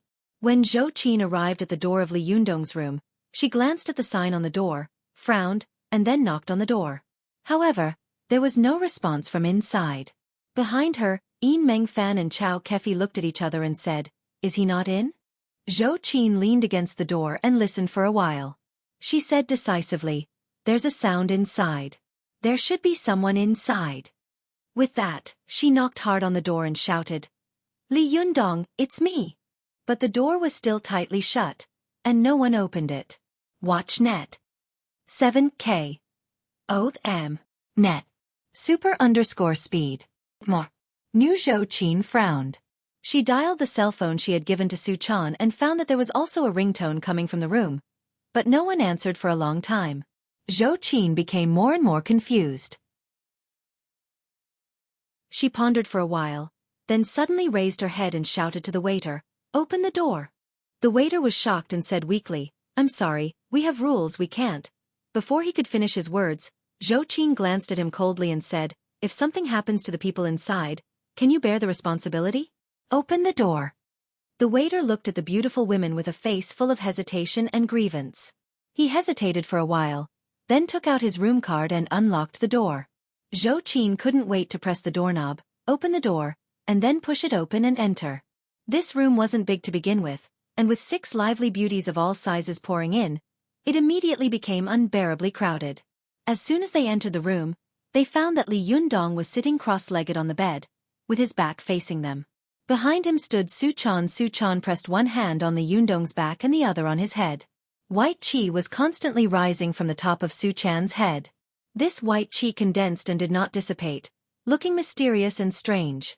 Whether it was Xueqi, Feng Na, Cheng Cheng, Yin Mengfan, Xueqi, or Xueqi, they had all more or less seen Li Yundong's extraordinary skills. They had all secretly guessed where Li Yundong's extraordinary kung fu came from. Today, they had seen Li Yundong with their own eyes. For a moment, they were curious and nervous. Unconsciously, their footsteps became much lighter, and they didn't dare to say a word. Xueqi and the others came to the front of Li Yundong. With just a little look, they immediately blushed. They saw that Li Yundong's expression was beautiful and happy, as if he had dreamed of something wonderful. A tent was set up high between his legs. Judging from the scale, the thing inside was obviously very huge and terrifying. Behind him, Suchan also had a happy expression on her face. Her cheeks were flushed, her sinuses were closed, and there was a slight moan coming from her nose, which made people's imagination run wild. For a moment, the women in the room blushed and turned their heads, but they secretly looked at Li Yundong's body out of the corner of their eyes. Xueqi sneered and secretly spat in her heart. This shameless couple. So many people came to find them, but they were hiding here and fooling around. However, when she saw that Li Yundong and Suchan's posture really didn't look like that between a man and a woman, she couldn't help slapping Li Yundong on the shoulder and shouting, "Hey, are you still alive? So many people are looking for it." Before Xueqi could finish her sentence, her hand suddenly shook, and the Laogong acupoint in the palm of her hand was suddenly rushed open by the powerful Yuanyang qi in Li Yundong's body. A majestic and vigorous Yuanyang force rushed up along the Han-Juyan pericardium meridian in her hand. Xueqi's whole body shook violently. This powerful impact was like a high-voltage electric current passing through her body, making her instantly lose the ability to move and speak. She froze in place as if she had been petrified, and her face was full of fear. She unconsciously opened her mouth, wanting to shout in fear, but she couldn't make a sound. Go to the internet. Yin Mengfan, who was standing to one side, was horrified. She subconsciously wanted to reach out and pull Xueqi away, but Xueqi suddenly said in a low voice, "Don't move." Yin Mengfan suddenly withdrew her hand. She realized that if she reached out and touched Xueqi, She would most likely fall into a dangerous situation like her. Yin Mengfan asked anxiously, "What's going on?" Although Xueqi had worked hard in society for so many years and had encountered many strange people and strange things, it was the first time she had seen something like this. With a strange expression on her face, she shook her head and said with a wry smile, "I don't know. I always feel that there is danger." Yin Mengfan was as anxious as an ant on a hot pan. "What should I do? If something happens to Shen Hui, how can I explain it to my uncle?" Feng Na and Cheng Cheng looked at each other. They wanted to help, but they didn't know how. Their feet seemed to be nailed to the ground, and they didn't move at all. Only Zhou Qin had been staring at Li Yundong. She suddenly said, "Let me try." Xueqi said, "Can this kind of cultivation be disturbed?" Zhou Qin's brows were tightly knitted together. She suddenly remembered the terrifying qi deviation that Li Yundong had experienced in the classroom last time. This time, there was no doubt in Zhou Qin's heart. Li Yundong must be practicing qigong.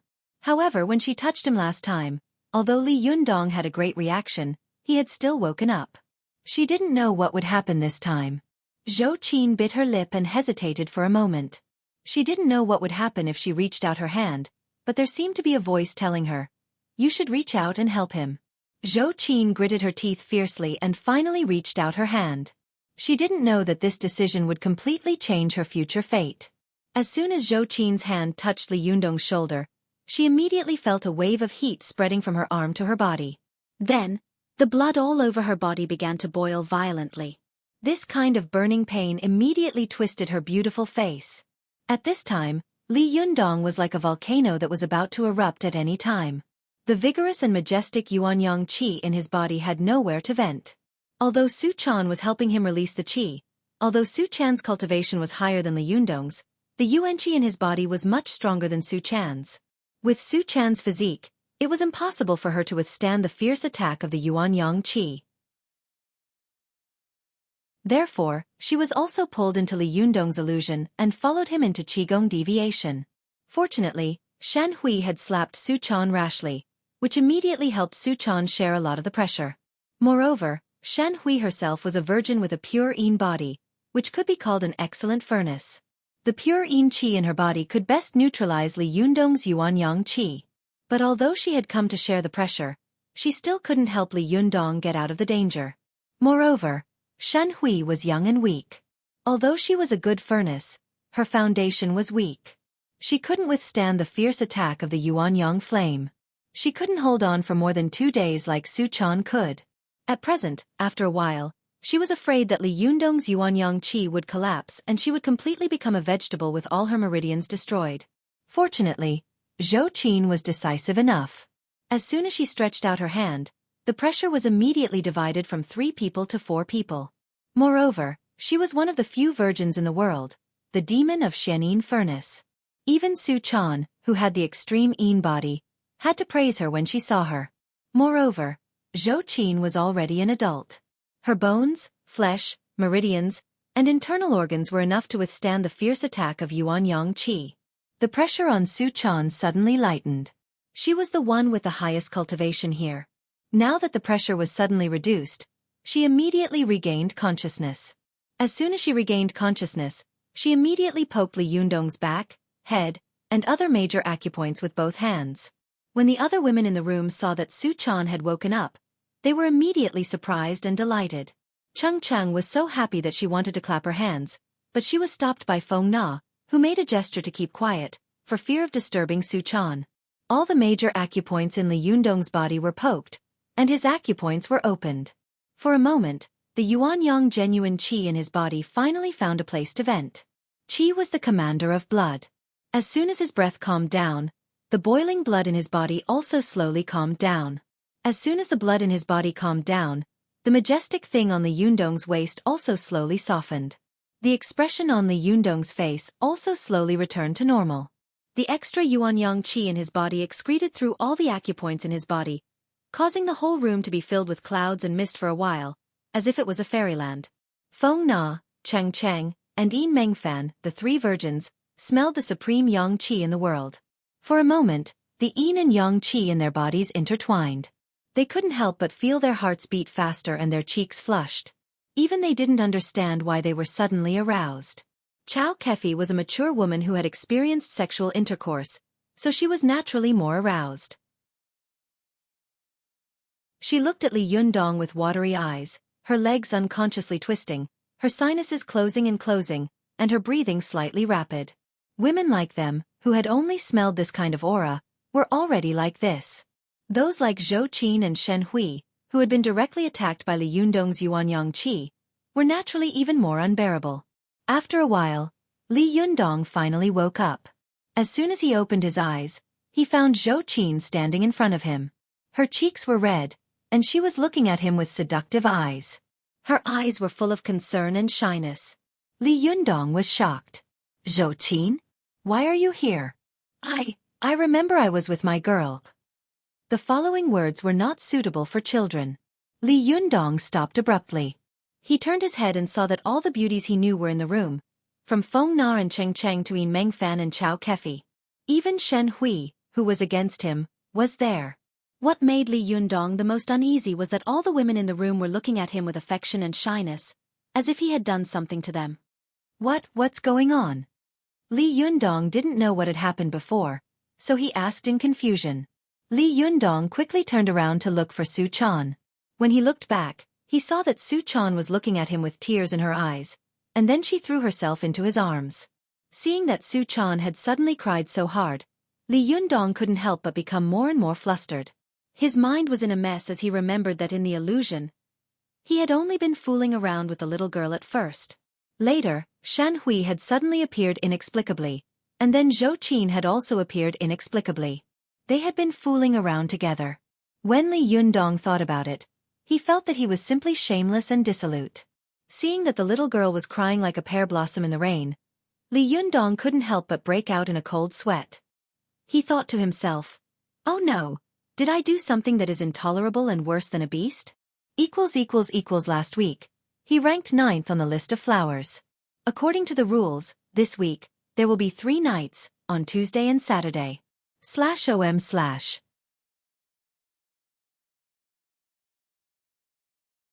Chapter 144. Go to watch net. The great horror between reality and illusion was that it was difficult for people to tell what was real and what was fake. Go to watch net. Although Li Yundong had completely woken up now, he still couldn't tell whether what had happened in the illusion was real or not. Especially when he found himself with 2 girls he didn't like in the illusion. When he opened his eyes, these 2 girls were right in front of him. How could this not make Li Yundong feel uneasy? Li Yundong's eyes were blank for a long time before he came to his senses. He wiped the cold sweat on his forehead, looked up at Xueqi and the others in the room, and smiled dryly. Then he lowered his head, patted the girl on the shoulder, and asked tentatively, "Hey, what are you crying for?" There was no reason for the girl not to cry. Cultivators only had 2 chances to reach the Xueqi phase in their lives. The first one, which was supposed to be a sure success, had almost caused both of them to die. If it hadn't been for the coincidence of Xueqi and the others, the 2 of them would have had to go to the bridge of helplessness. Thinking about it now, the girl was especially scared. She hated herself for not being thoughtful, but she was also afraid that what if Li Yundong failed to reach the Xueqi phase the next time? What would she do then? Su Chan put her arms around Li Yundong's waist and cried loudly. There was an indescribable sadness in her cry. Li Yundong had ulterior motives in his heart. Listening to the cry, he naturally felt more and more uncomfortable. He felt that the girl seemed to have suffered some great grievance, and his heart became more and more afraid. Did I really do something wrong to Su Chan? No way. I'm not such a beast, am I? Thinking of this, Xueqi, who had been standing in the same place with a dull expression, suddenly blushed and stamped her feet. She scolded in a low voice, "Beast!" Then her tears fell, and she turned around and rushed out. Damn it! This expression, this tone. Isn't it the appearance of those chaste women in old movies after they have been insulted? Li Yundong's mind buzzed. No way. Did I really do something beastly? Otherwise, how could there be such a coincidence? Would this girl rush in with a pair of scissors and yell, "I'm going to cut you," or something like that? Li Yundong waited for a long time in a daze. Fortunately, he didn't see Xueqi rush back. Yin Mengfan saw Xueqi rush out as if she had suffered some great grievance. For a moment, She didn't know whether she should chase after her or stay. Xueqi, who was beside her, pushed her and whispered, "Hurry up and catch up with her. Xueqi has a childish temper. Don't let anything happen to her. If there's anything here, we can talk about it another day. Watch net." Only then did Yin Mengfan sigh in her heart. She said goodbye to Li Yundong and hurriedly chased after him. Li Yundong's mind was in a mess. How could he be in the mood to care about Yin Mengfan and Shen Hui? He hesitated for a long time and finally went all out.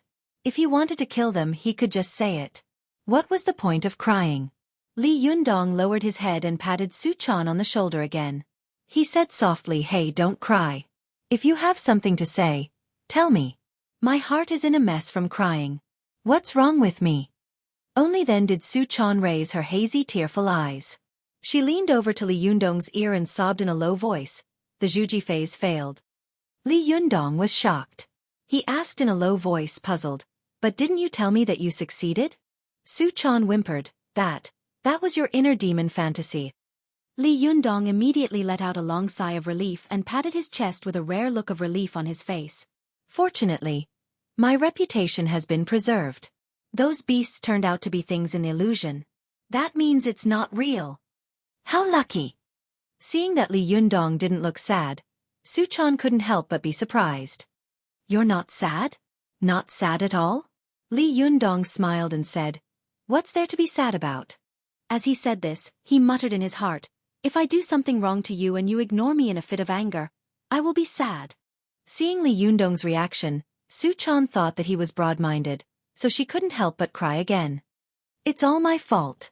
I made your 6 senses unclean, and your desires are not yet dead." 6 senses unclean?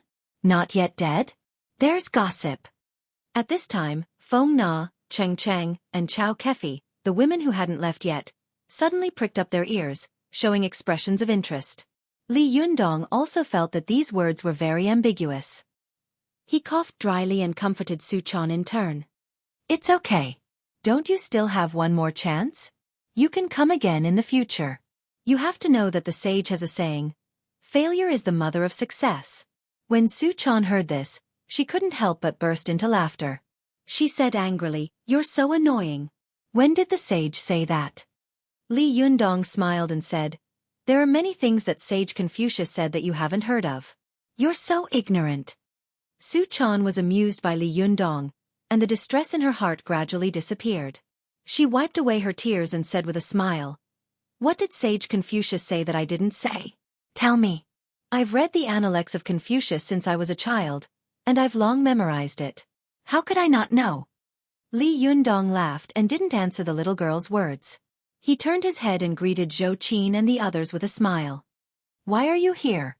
Xueqi was still recalling what had happened in the illusion. For a moment, her cheeks were so red that it seemed as if blood was about to drip out. She was suddenly awakened by Li Yundong's shout and said incoherently, I didn't do anything. I didn't do anything. Go to the internet."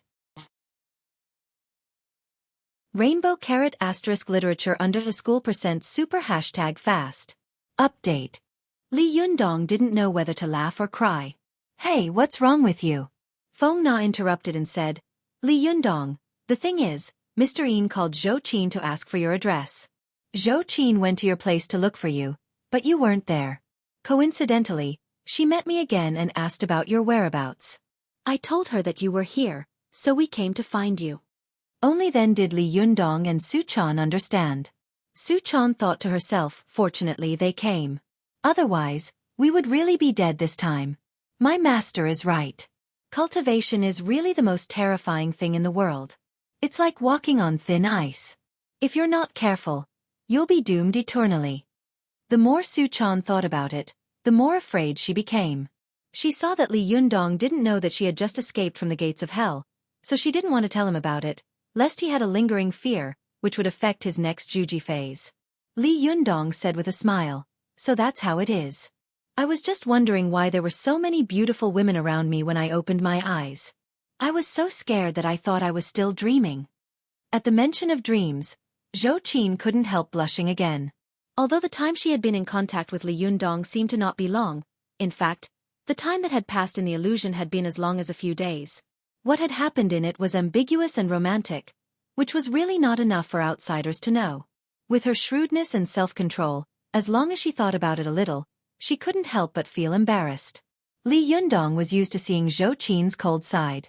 At this time, when he saw her blushing, shy and beautiful appearance, his heart suddenly moved. He didn't dare to look at her anymore. He turned his head to look at Xueqi and said with a smile, "Mr. Qiao, why are you here?" Xueqi said with a wry smile, "Young Master Li, you finally remember me? Last time you made such a big trouble at the Shengyuan Hotel. It made me suffer. You left a mess, and it took me a long time to clean it up." When Li Yundong remembered that he and Lin Youfa had fought at the Shengyuan Hotel last time, he couldn't help but laugh awkwardly. "Really? I'm really sorry. At that time, I actually wanted to explain it clearly, but I didn't have the chance." After that, Li Yundong suddenly thought of something and asked timidly, "You won't ask me to compensate you, will you? Let me say this first. I don't have money, but I have my life." Xueqi laughed. "You make me sound like a landlord in the old society. I came to you for something else. There's money to be made." As soon as Li Yundong heard that there was money to be made, he immediately smiled. "Money to be made? That's good. What is it?" Suddenly, his expression changed and he said seriously, "If you want me to protect those boring low-level guys I met last time, don't mention it. I'm afraid I'll beat them until they can't take care of themselves." Xueqi smiled. "No, I can't find a suitable male companion for a party. After thinking about it, I came to you." As she said this, Xueqi turned to look at Suchan. "Suchan, it's okay if I borrow your boyfriend for one night, right?" Suchan blinked her eyes and said innocently, "Okay." Feng Na pulled Cheng Cheng's arm out of the room. "Oh no," she said in a low voice. "Suchan isn't scheming at all, but Xueqi is. I'm afraid that Li Yundong won't be able to withstand the double attack of Xueqi's money and flesh bombs." "Oh no," Cheng Cheng said. "I think Suchan looks stupid," Cheng Cheng said in a low voice. "But in fact, she's not stupid at all. And even if she really is stupid, that's because luck favors fools. I don't believe that Li Yundong will give up on Suchan and choose Xueqi. What if this guy takes both the big and the small?" Feng Na asked suddenly. Cheng Cheng was stunned. "No way. He doesn't look like that kind of person." "What if he does?" Feng Na asked. Cheng Cheng and Feng Na looked at each other, and they both realized that if Li Yundong was really that kind of person, it meant that he could accept Xueqi and everyone else, including the two girls who had a crush on Li Yundong. Cheng Cheng and Feng Na looked at each other. But if Li Yundong really did that, then was he still worthy of their love? This was simply a devil's proposition. Feng Na and Cheng Cheng were at a loss for a moment. They originally wanted to warn Suchan, but they couldn't help but take a wait-and-see attitude. In their hearts, they hoped that Li Yundong could resist this temptation, but at the same time, they hoped that he couldn't resist it. Human beings were the most complicated animals in the world. Especially women. Li Yundong didn't notice Feng Na and Cheng Cheng's whispering at all. He smiled and said to Xueqi, "Going to the banquet? What about the reward last time?" Xueqi laughed and said, "How dare you mention it last time? You made me pay so much money, and you still have the nerve to ask for a reward?" Li Yundong laughed dryly and didn't dare to mention this matter again. He turned his head to look at Xueqi and said with a smile, "Xueqi, I have to thank you for finding me a good job. This master is too difficult to serve. He's ordering me around like a permanent worker." This was originally a joke, but when Xueqi heard it, she felt that it stung her. She couldn't bear to see Li Yundong and Suchan being intimate, nor could she bear to see Li Yundong and Xueqi laughing and talking happily. She only felt sad in her heart and suddenly flared up. "So I was wrong to help you?" After that, she turned and walked away. Li Yundong was stunned. He hadn't expected that Xueqi would be angry because of this. Suchan reacted quickly. She grabbed Xueqi and said sincerely, "Xueqi, thank you so much for today." Xueqi grew up in a rich and powerful family. She was a girl who was extremely good at controlling her emotions. She had been too immersed in the illusion and suddenly returned to reality.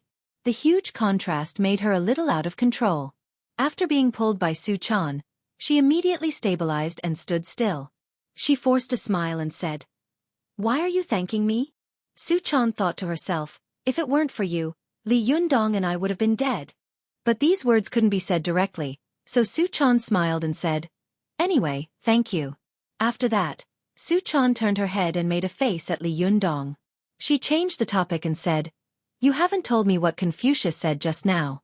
Don't even think about running away." Li Yundong's stomach happened to be growling like a drum. He took the opportunity to get off the stage and said with a smile, "Confucius said, if you don't sleep at noon, you will collapse in the afternoon. If you don't eat a meal, you will starve into a mummy." Su-chan said angrily, "When did Confucius say such a thing? You're talking nonsense." Li Yundong's face was serious, and he said seriously, "Who said that?" "I have the famous words of second sage Mencius as a witness to prove that this sentence is correct." Li Yundong's serious look made Xueqi, who was resentful in her heart, couldn't help but be curious. "What did Mencius say?" Li Yundong waved his hand and said, "Confucius said, if you don't sleep at noon, you will collapse in the afternoon. If you don't eat a meal, you will starve into a mummy." Mencius said, "Confucius is right." After this, Su-chan, Feng Na, Cheng Cheng, and Xueqi couldn't help laughing.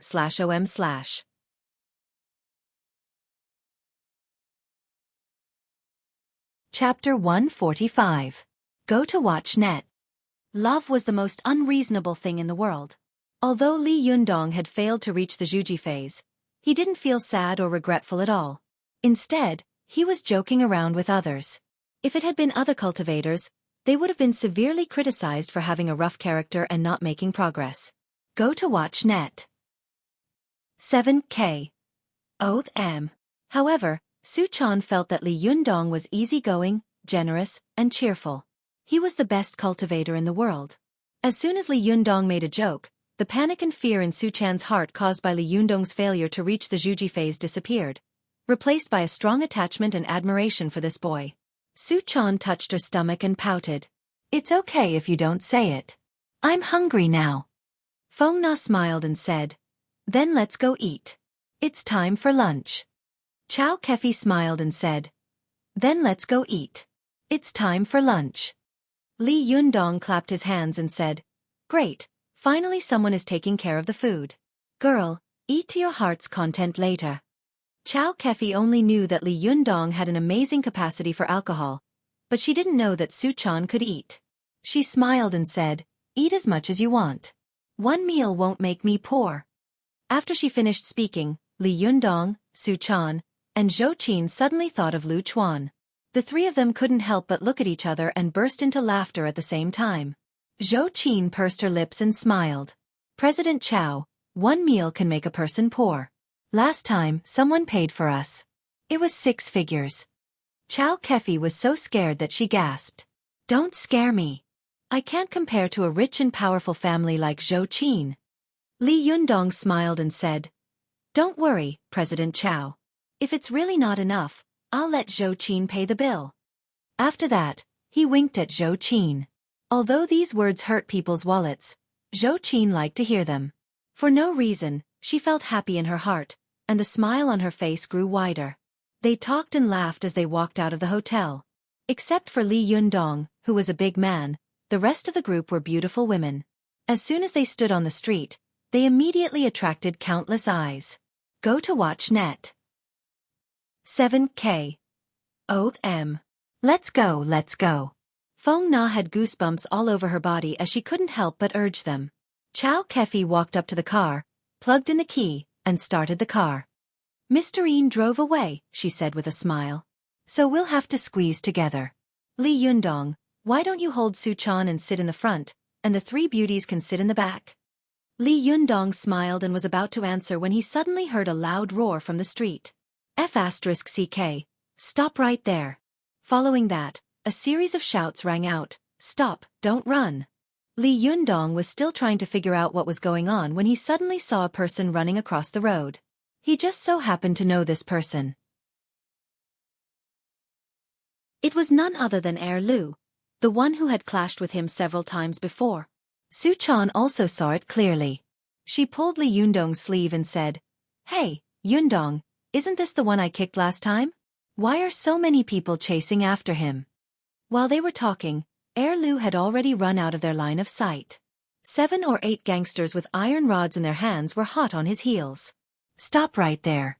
You can run away, but you can't run away from the temple. The gangsters shouted fiercely. Pay me back now, or I'll kill you. Li Yundong recalled how Lu had tried to threaten Xueqi last time. His anger flared up again. He sneered. Humph. This is what they call, those who commit too much evil will bring about their own destruction. Serves you right. Karma. What's wrong? Xueqi asked curiously. Did something happen between you two? Feng Na told her what had happened from beginning to end. Xueqi couldn't help but sneer and scold. You deserve it. You could have taken the right path, but you chose to take the crooked path. Karma will come to him sooner or later. As she spoke, Lu suddenly tripped and fell to the ground, as if to prove her words were true. Perhaps Lu had run too fast, but when he turned around to look at his pursuers, he tripped and fell to the ground with a thud. His pursuers immediately caught up to him and surrounded him tightly. They punched and kicked him while cursing. F***CK. Why aren't you paying me back? F***CK. If you don't pay me back, I'll cripple you. Lu curled his body into a ball to protect his chest and head. He was howling in pain from the beatings. Go to see net. 7K. Oath M. Net. Super_speed. Faster. New. At first, Li Yundong thought it was a great way to vent his anger. But after a while, a middle-aged woman ran towards him, wailing loudly. Stop. Stop. You're going to kill me. Oh my son. What have you done to deserve this? Hey, isn't that? Xueqi recognized the middle-aged woman immediately. It was the woman who had gotten into a fight with Li Yundong at the market. Li Yundong frowned, but said nothing. The middle-aged woman didn't care about the menacing iron rods in the hoodlum's hands. She rushed forward and threw herself on top of Lu to protect her son. She was like an old mother hen protecting her chick. She spread out her wings to protect her son from any harm. The leader of the group was a bald, green-skinned gangster. He pointed an iron rod at Lu's mother and yelled, Get the F***CK out of my way, you old bastard. Your son owes money and he doesn't want to pay it back. Are you going to pay it for him? The middle-aged woman's tears and snot streamed down her face. Son, what kind of money do you owe this time? I told you not to gamble. Why won't you listen to me? There's no way this family can take this kind of loss. Ever since Lu had been taught a harsh lesson by Xueqi at the school gates, he had been teased by others on the streets for being beaten up by a delicate little girl. He was a little disheartened, so he abandoned himself to despair and started gambling in the casino every day. But the casino was a ruthless place.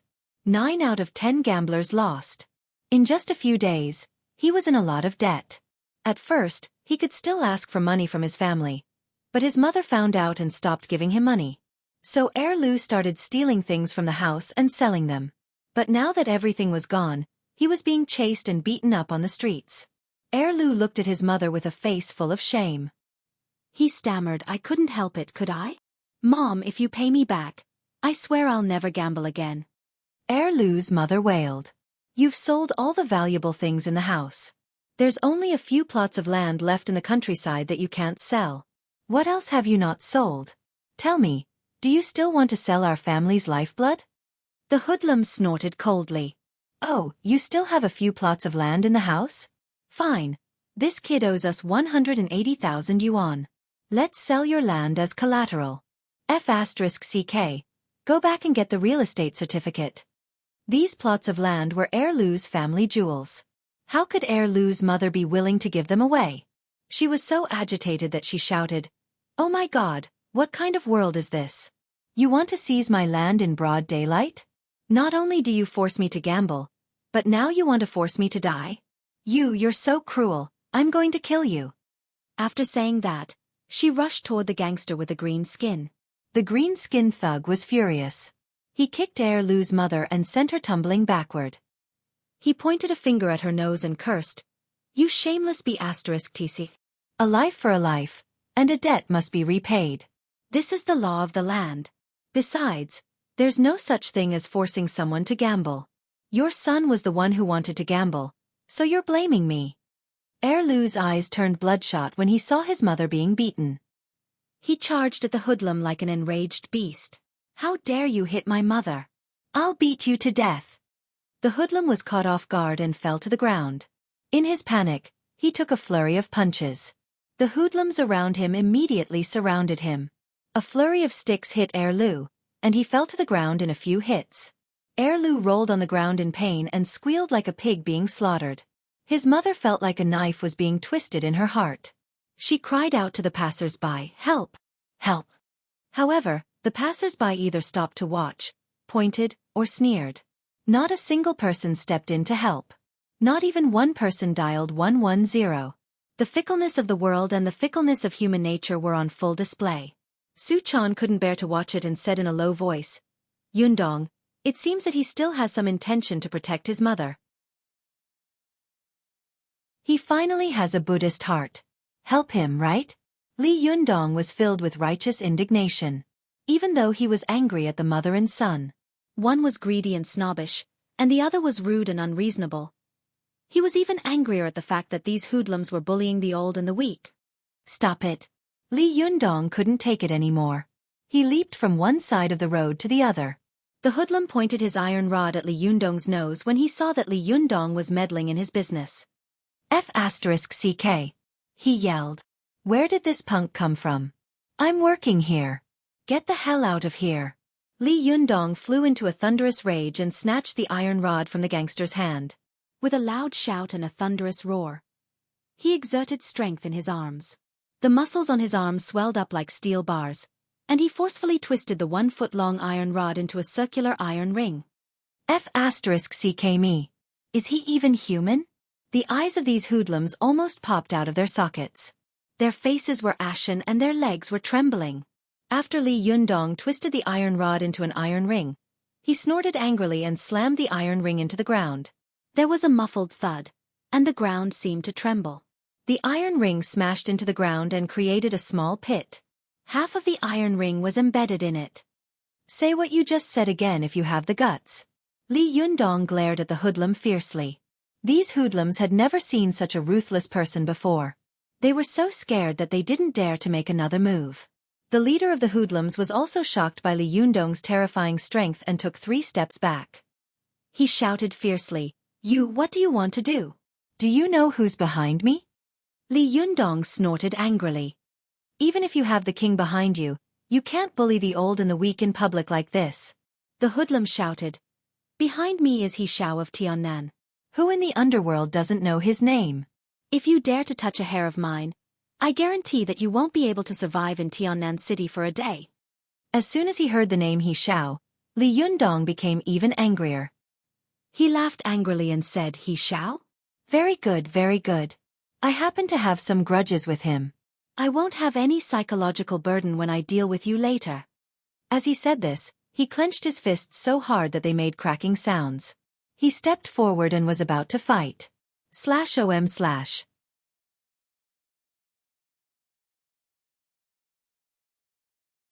Chapter 146. Go to watch net. Xueqi pulled him aside and said in a low voice, "Your fist is heavy. Don't kill anyone. I'll take care of this. Go to watch net." After that, she took a step forward and glanced at the gangsters indifferently. "Do you only know young Master He? Do you know who I am?" Xueqi was so low-key at school that the people around her didn't know her background. How could these gangsters know? They looked at each other and shook their heads. Although some people saw that Xueqi was beautiful and wanted to tease her, when they saw the cold and arrogant expression on Xueqi's face, they swallowed their words for a moment. In the underworld, it was not about whose hands were the best, but whose eyes were more vicious. The gangster saw that Xueqi had a unique temperament that only people who had been in a high position for a long time had. He was shocked and couldn't help but lower his stance. "You are?" Xueqi sneered and said, "Call young Master He now and tell him that I, Xueqi, am in charge of this matter." The gangster picked up the phone doubtfully. After finally dialing, he told her what had happened here in a low voice. Then, he glanced at Xueqi and said Xueqi's name. However, after he finished speaking, there was no movement on the phone for a long time. Only heavy breathing could be heard. The gangster couldn't help but be a little puzzled. He couldn't help asking Big Brother, "What do you think?" Xueqi suddenly shouted, "Young master aren't you afraid of getting into trouble by hanging out with these people from the underworld? I advise you to stop as soon as possible, lest you bring about your own destruction." This fierce shout could be heard clearly through the phone. The green-skinned gangster quickly heard a gnashing voice coming from the phone. "Do as she says." The green-skinned gangster looked at Xueqi with both respect and fear, then at Li Yundong. Then he spat at Lu and his mother. "Count yourselves lucky. Next time, don't fall into my hands again." The green-skinned gangster scolded Li Yundong and his mother. When Li Yundong saw that he was still trying to intimidate him before he left, he suddenly flew into a rage, and evil rose in his heart. Li Yundong was so angry that his hair stood on end, and the blood vessels on his neck bulged. A stream of blood qi rushed to the top of his head, and the majestic qi instantly gathered from his chest to his throat. After being squeezed, he let out a terrifying roar, "Get lost!" In the past, Zhang Fei's roar had scared a general of Cao Cao to death. Li Yundong's roar was really as powerful as Zhang Yida's roar back then. Watch net. The passers-by on both sides felt as if there was a sudden clap of thunder in their ears. They felt as if their internal organs had been dug out by someone. They felt as if their guts were being torn apart, their hearts and lungs were shaking, and their brains were buzzing. As for the gangster who bore the brunt of Li Yundong's attack, he was so frightened that his gallbladder nearly ruptured, and his legs went limp. If he had been riding on a tall horse, he would have fallen off on the spot, broken his neck, and died. The gangster felt dizzy, and his ears were buzzing. No matter how hard he tried, he couldn't exert any strength in his legs. His body went limp, and he was about to fall to the ground. Although the gangsters on the side were all scared out of their wits by Li Yundong's roar, they were not the main targets of the attack, so they were still able to hold on. One by one, they supported the gangster who led them and fled in panic. When Li Yundong saw them go far away, the anger in his heart gradually dissipated. He turned his head and saw Su Chan massaging Chao Kefi's chest. Feng Na and Cheng Cheng were both rubbing their temples and pressing their chests, and their faces were full of pain. Only Xueqi was in high spirits, as if she hadn't been hurt in the slightest. Li Yundong was stunned, as if he couldn't understand why these women were acting as if nothing had happened to Xueqi. But he didn't have time to think too much about it. He turned to Feng Na and the others with an apologetic look on his face. "I'm sorry," he said. Feng Na gave Li Yundong a bitter smile and gave him a thumbs up. "Li Yundong, I really have to hand it to you today. I've seen you in so many fights, and you were the most impressive one today." Cheng Cheng laughed and rubbed her chest. "Yeah," she said. "Zhang Fei was just like that back at Chongban Bridge. At least let me know if you're going to yell at me. You almost scared the life out of me." Chao Kefi's heart was already in a bad condition. After being scared by Li Yundong, she almost fell ill again.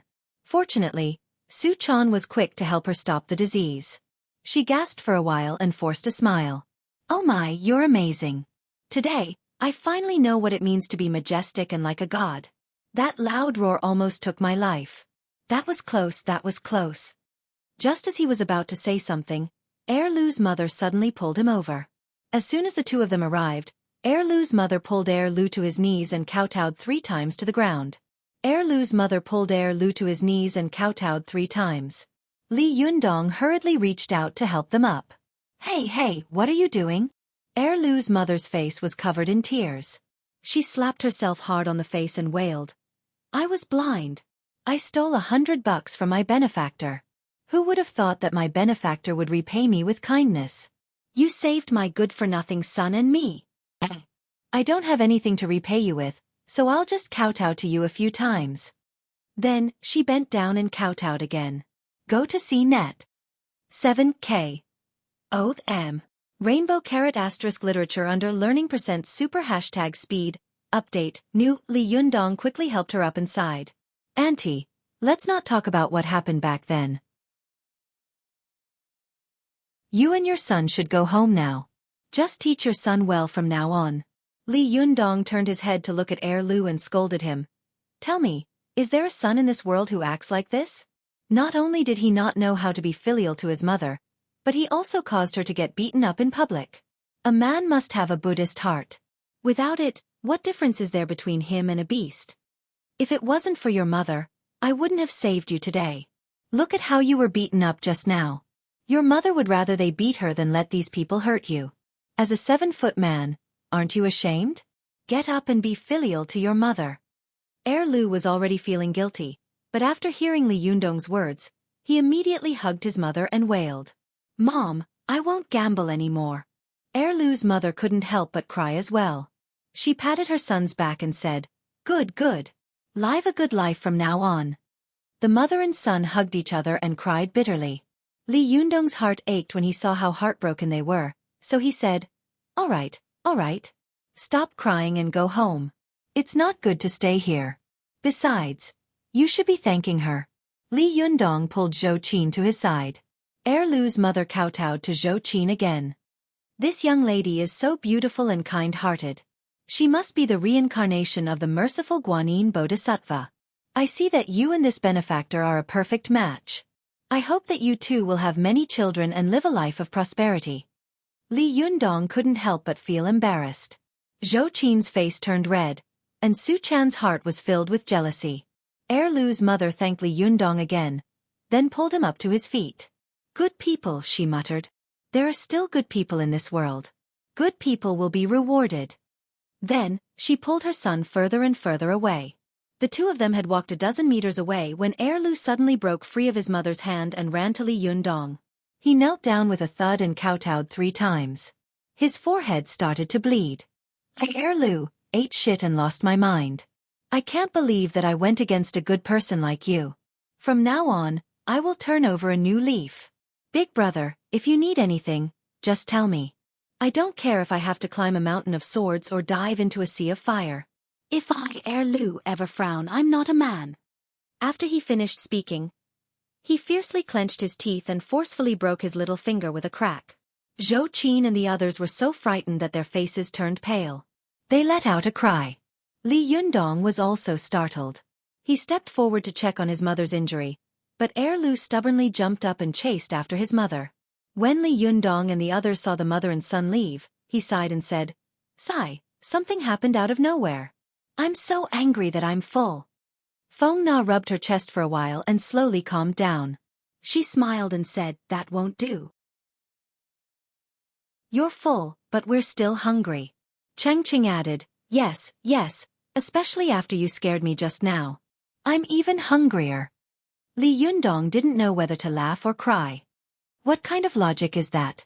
Su Chan covered her stomach and said coquettishly, Confucius said, If you don't sleep at noon, you'll collapse in the afternoon.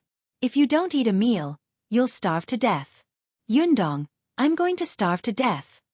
Li Yundong laughed. Mencius said, Confucius is right. Let's go eat. All the girls burst into laughter. In a guest room of the Shangyuan Hotel, after young master he hung up his phone, he angrily threw it on the ground. Although the ground was covered with a thick carpet, the phone was still broken into pieces. The phone rolled over and landed at the feet of a pair of milky white high heels. The owner of this pair of feet bent down and picked up the phone. Her low-collared chest revealed a deep ravine, which made young Master He's eyes filled with evil thoughts for a moment. This woman was Ding Nan. She threw young Master He's phone on the bed and said leisurely, Why are you so angry, young Master He? If you don't welcome me, I'll leave now. Anyway, I haven't even sat here for a long time. Young Master He stared at Ding Nan like a wolf. He suddenly grinned like a crocodile opening its bloody mouth. He smiled hypocritically and said, Look at what you're saying. We've known each other for a long time. Tell me, why are you looking for me? As he spoke, young Master He sat down on his seat, crossed his legs, lit a cigarette, and blew out a smoke ring. Ding Nan smiled and asked, You were angry about Xueqi just now, weren't you? When young Master He heard Xueqi's name, the expression on his face immediately became fierce and ferocious. This B*TCH is going against me everywhere. I'll teach her a lesson sooner or later. F*CK. I have a way to help you deal with her. Are you willing to listen? Ding Nan smiled like a demonic poppy flower. Young Master He looked at her in confusion. What can you do? Ding Nan walked up to young Master He, bent down, and whispered in his ear for a while. At first, Young Master He's gaze was still greedily staring at the ravine on Ding Nan's chest, but after a while, his gaze became sinister and shocked. After Ding Nan finished speaking, young Master He raised his head and looked at Ding Nan. After staring at her for a while, he slowly said, "The sting at the back of a wasp's tail is the most poisonous. A woman's heart is the most poisonous." This sentence is indeed not wrong at all. Ding Nan straightened up and smiled. "Thank you for your praise. If I'm not ruthless, how can I beat her? Moreover, aren't you the ultimate beneficiary? Do it or not. As a man, you should make your decision." Young Master He laughed out loud. "Of course, why not? I just want to teach this B*TCH a lesson so that she won't look down on me all day long." As he spoke, he smiled evilly and reached out to pull Ding Nan's arm. "I really didn't expect you to have such means and brains. How about coming over and fighting me?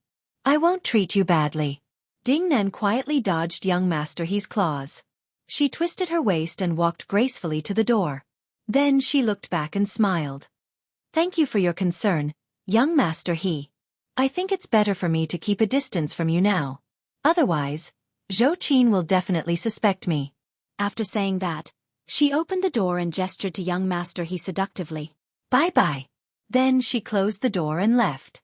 Young Master He stared at her back as she disappeared into the door. The smile on his face disappeared bit by bit, and his eyes were filled with a strange light. He snorted coldly. "Vicious woman." Young Master He's gaze was fixed on one place, like a cold poisonous snake that was about to devour someone at any time. He sat there for nearly an hour before he took out another phone from his pocket and dialed a number. "Hello, is this Xueqi? It's me. I have something to tell you. /OM/"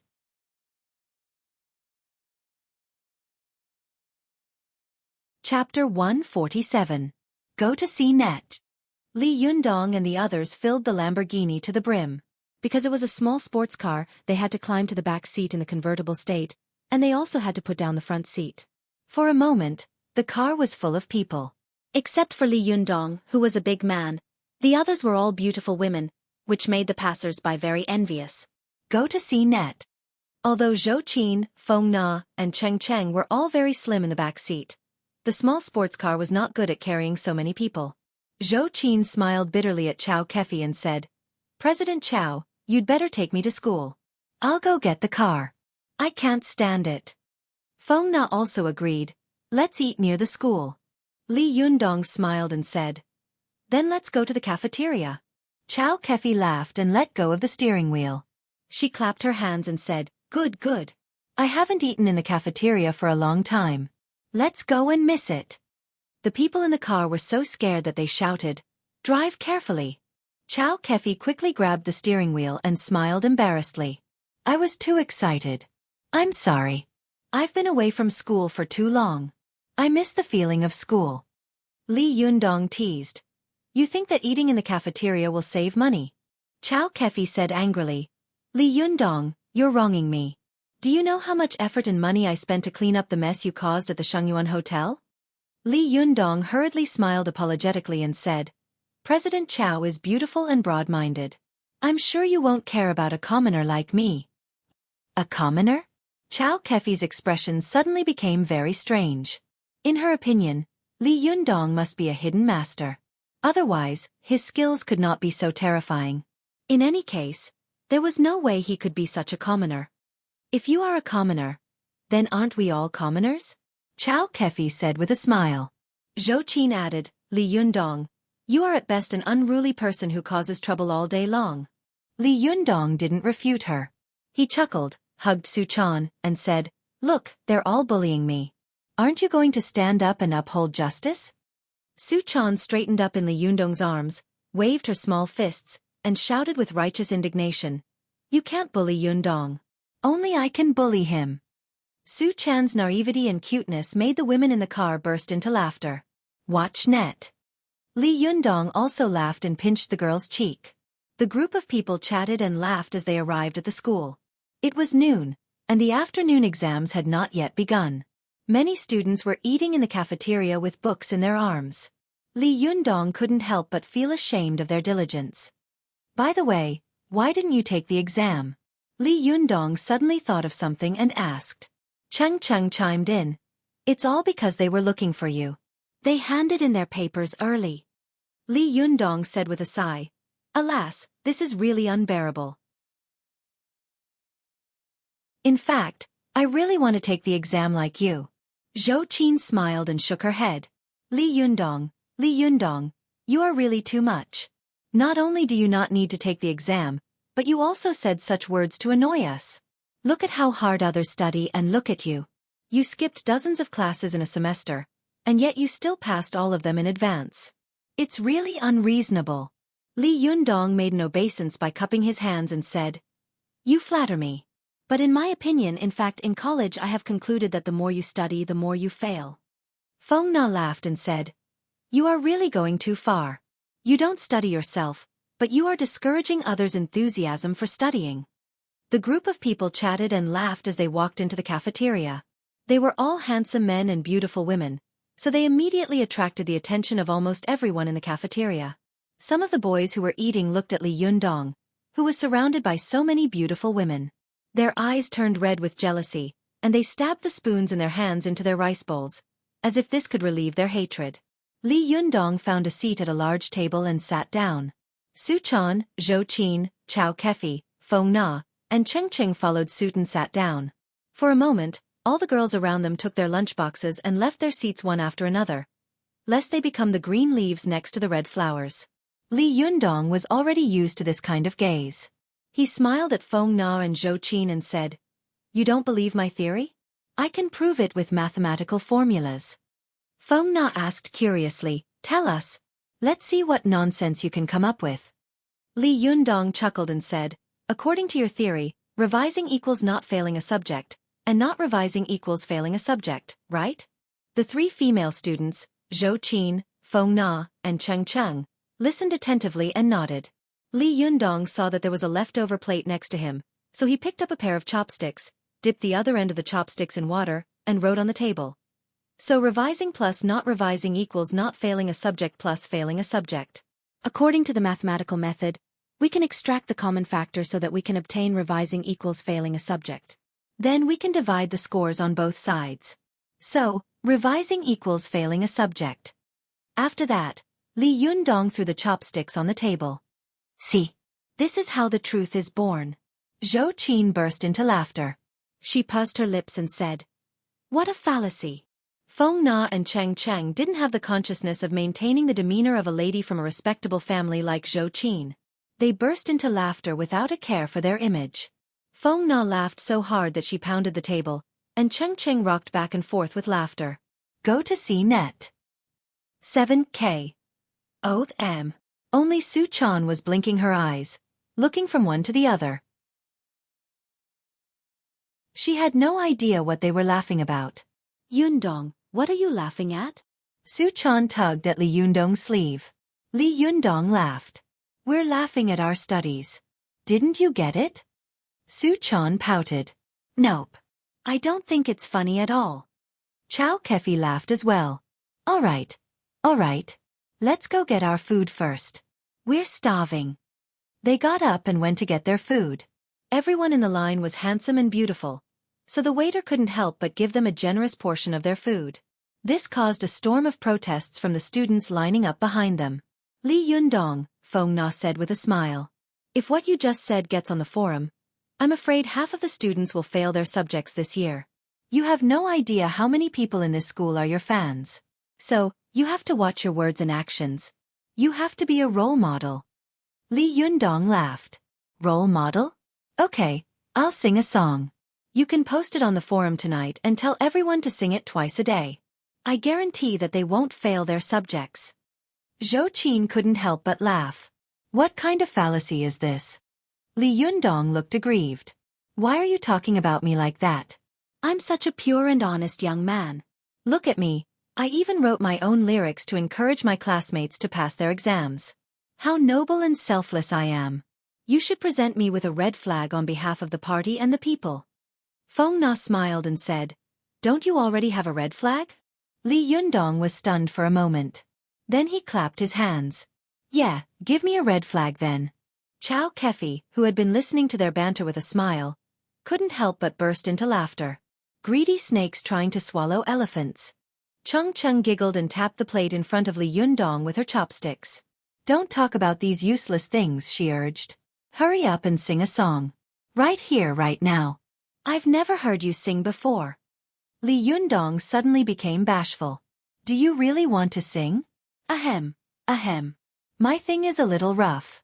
Can you guys stand it? Xueqi couldn't help but blush slightly. She spat and turned her face away. For a moment, she couldn't help but think of the absurd scene in the illusion, and her body couldn't help but heat up. Xueqi stared at Li Yundong, her eyes sparkling. She couldn't help but speculate about the boy in front of her. Is he born to flirt with girls like this? Or is he deliberately hinting at something? Xueqi giggled and fell into Li Yundong's arms. She reached out and pinched the flesh on Li Yundong's waist. You're so shameless. Cheng was obviously bold and unrestrained. She giggled and said, What is it? Explain yourself. A real man doesn't need to explain. Li Yundong said seriously. All the women at the table couldn't help but giggle. One by one they said with a smile, sing quickly, we want to hear your first song. Li Yundong looked around and found that many students were looking at their table. Some of them were even taking pictures with their phones. Although Li Yundong had experienced many things that ordinary people couldn't, and his personality had become much calmer, he was still a teenager. He laughed and simply threw caution to the wind. He stood up, rolled up his sleeves, and said loudly, Okay, I'll sing a song for you today. Listen carefully. From now on, I'll sing it once in the morning and once in the evening. I promise you that you'll pass the exam. After that, Li Yundong sang loudly. My home lives on the Lus Plateau. The wind blows on the slope. Whether it's Li Yuchen or Zheng Yike, they're all my brothers. My home lives on the Lus Plateau. The sun blows on the slope. Whether it's Brother Chun or Brother Zheng, please bless me and bless me. Before he finished singing, the cafeteria burst into laughter. Xueqi couldn't care less about her ladylike image anymore. She laughed so hard that she almost fell into the bowl in front of her. Feng Na and Cheng even hugged each other, laughing so hard that they were on the verge of death. Xueqi was also laughing so hard that she kept wiping away her tears. She kept rubbing her stomach, shaking her head and secretly praising Li Yundong. Not only does this little guy have extraordinary skills, but he also has a pure heart and treats people with sincerity. He's also so funny. How can I not like him? The only one who didn't laugh was Xueqi. She didn't know what was so funny about it, but she saw that everyone around her was laughing. It seemed that she had to laugh, so she forced a dry laugh. The girl laughed for a while, then suddenly felt very wronged. She felt that she had nothing in common with Li Yundong. Humph, what's so great about him? I want to go to this school in the future. No, that's not right. Yundong said it was a university. Humph, I want to go to this university in the future. After Li Yundong finished singing, he smiled at the students around him, who were laughing so hard that they were rocking back and forth. Do you all remember it? Among the giggling students, there were some who were thick-skinned and brave enough to shout out loudly, Remember. Li Yundong nodded and waved at the students in a very stylish manner. All right, remember to sing twice in the morning and twice in the evening. I promise you that you won't fail any subjects in the future.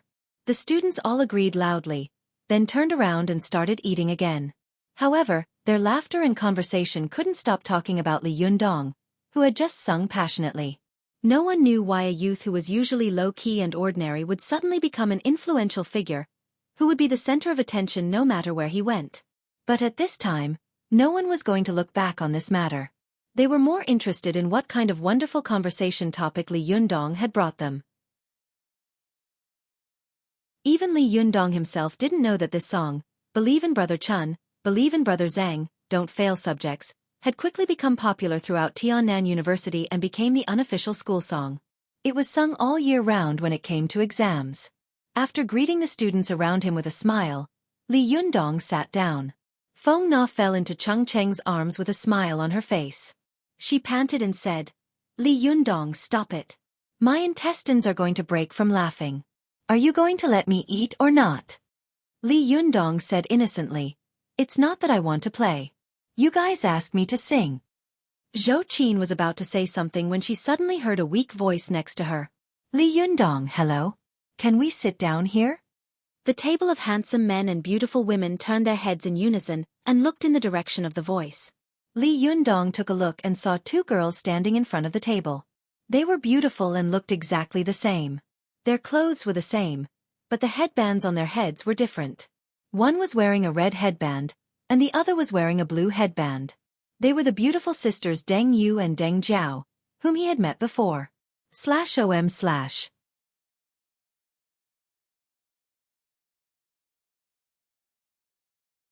Chapter 148. Go to Watch Network. It wasn't easy to see beautiful sisters who looked exactly the same. Li Yundong recognized them at once. He smiled and said, "Of course you can. Take a seat. Feel free to take a seat."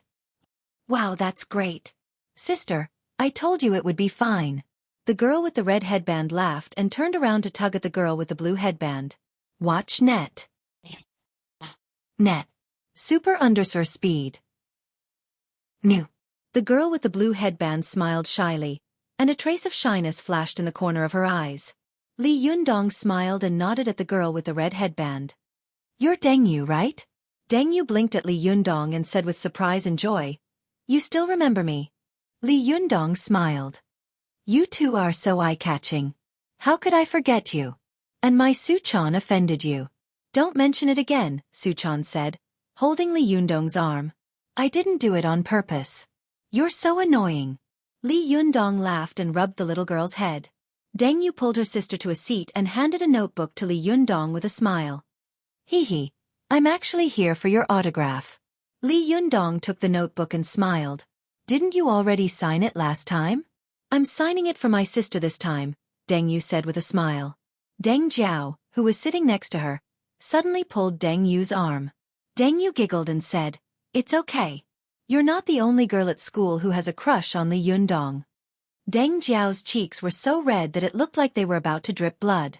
She stood up, stamped her feet, and said, How can you be like this? I'm going to ignore you.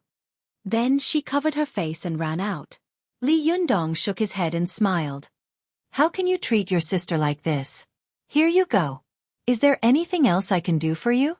Deng Yu took the notebook with a smile and said, It's okay. She may not say it, but she can hold it in for a lifetime. How many years has she been in college? If she holds it in for a few more years, some words will never come out of her mouth. Feng Na couldn't help but laugh. What about you? Is there anything you want to say? You have to seize the opportunity. Deng Yu blushed, rolled her eyes and smiled slyly. Even if I wanted to say something, I wouldn't do it here. There are so many beautiful women here. It's too stressful. With that, she giggled and waved the notebook at Li Yundong. Thank you so much. I'm leaving. I still need to be on duty after the exams in the afternoon. Li Yundong smiled and said, Where are you busy? You didn't eat at McDonald's? Deng Yu giggled and said, I'm doing McDonald's too. It's just a part-time job. Anyway, I'm leaving. Watch net. With that, she quickly ran out of the cafeteria and shouted, Sister, wait for me. Deng Jiao's voice came clearly from outside.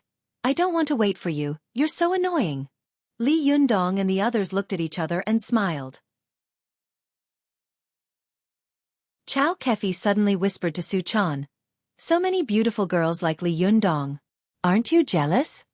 Suchan raised her head and said proudly, The more people like my master, the more it shows that I have good taste. Li Yundong laughed and put his arms around Suchan's waist. Nonsense, no matter how good your taste is, you can't compare to mine. I picked the most beautiful little fairy in the world. Suchan beamed with joy and asked proudly, Who is it?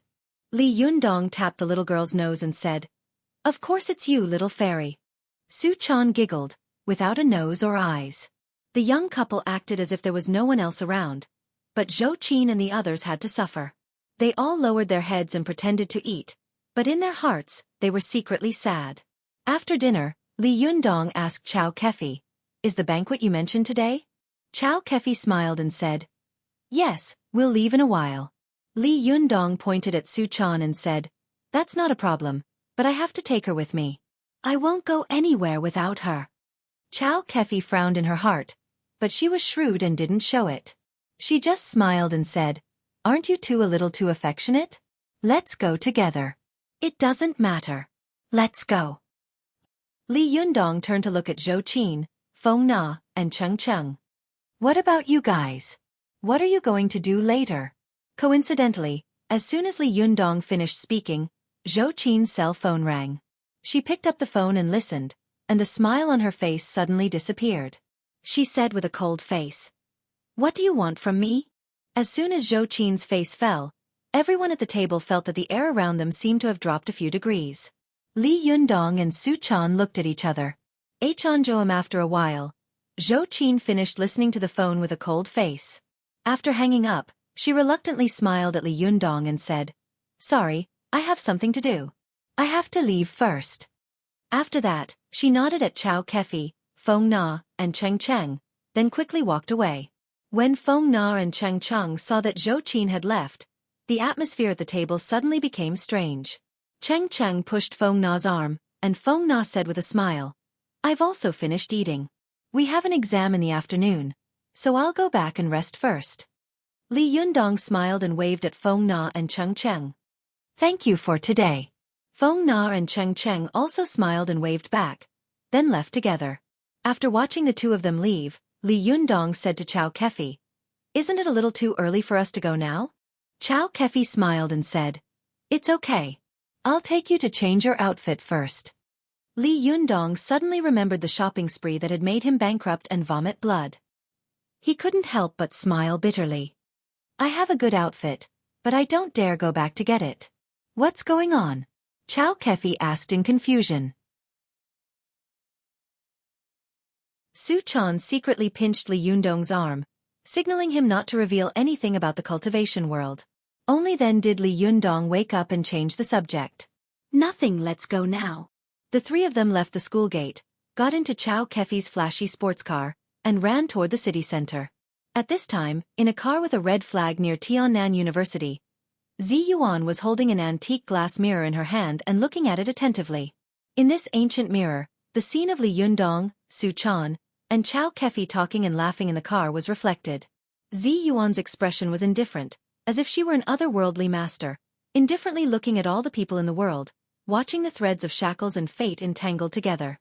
Wan Hongling, who was sitting next to her, suddenly pointed at Xueqi in the mirror and said, "Sister Ziyuan, why does this person feel so strange?" Ziyuan nodded and said, "This person's 3 souls and 7 spirits are incomplete. Among the 3 souls, the heaven soul and the earth soul are not in his body. Among the 7 spirits, the qi, the power, the essence, and the heroic spirit are also missing. It is indeed very strange." Wan Hongling said strangely, "There is such a person in this world. He can live with only 1 soul and 3 spirits? It's really weird." As she spoke, she suddenly said, "Sister Ziyuan, how long are we going to observe him like this? If my magical item stays in his hands for 1 more day, it will cost me more spiritual qi to refine it back in the future." Ziyuan glanced at her faintly. "Didn't you say that you were going to take it back yourself?" Wan Hongling suddenly blushed and said guiltily, "How can I take it back by myself?" Ziyuan stared at the Tongtian glass mirror in front of her, not looking at Wan Hongling beside her. She said meaningfully, "Are you really alone?" Wan Hongling knew that she couldn't hide it from her Xueqi. She braced herself and said, "I'm going to take back what belongs to me. Is that wrong?" Ziyuan's tone was cold, and she said sternly, "You actually went to find the people of the Divine Fist sect to deal with an ordinary person who has not yet reached the Xueqi phase. If this gets out, how will others look at our Linggong sect?" Wan Hongling straightened her neck and said loudly, "That guy obviously has a witch by his side. He is also alone. Why can't I find a helper? Moreover, he is the successor of Jindan. How can he be measured as an ordinary person?" He roared with qi, and I was almost scared out of my wits. "Aren't you worried that I will die in his hands? Instead, you are worried that I will hurt your future husband? In your heart, I, a Xueqi who has been with you for more than 10 years, am not as good as a newcomer who you have never met." Ziyuan was furious, and her 2 willowy eyebrows slowly raised. However, when she looked at Wan Hongling's stubborn face, The anger in her heart slowly subsided. She sighed and said, "Don't talk about the successor of Jean Dan and husband in the future. I have been observing him these days.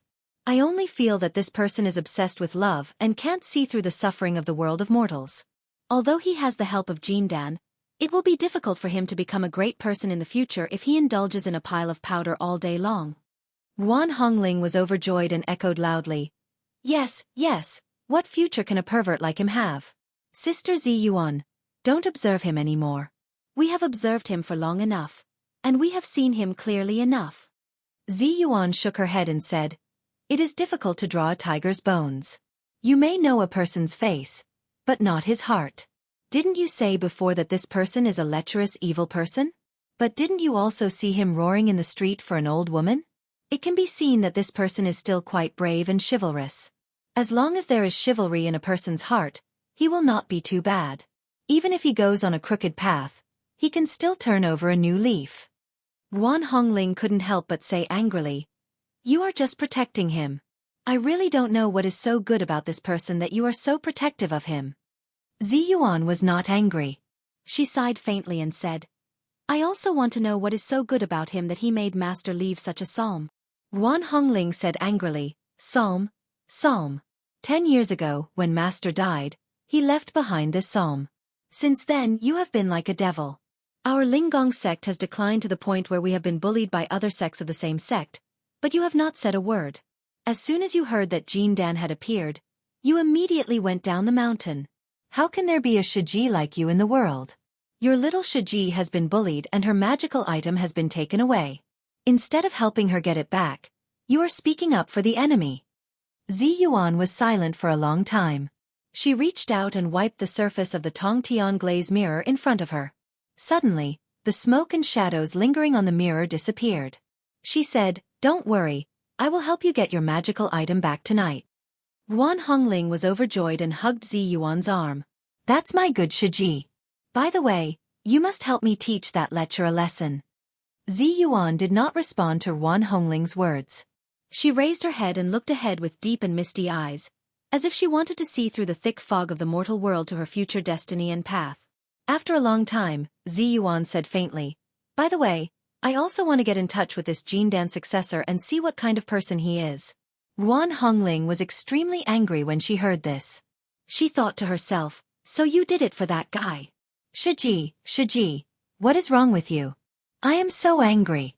/om/"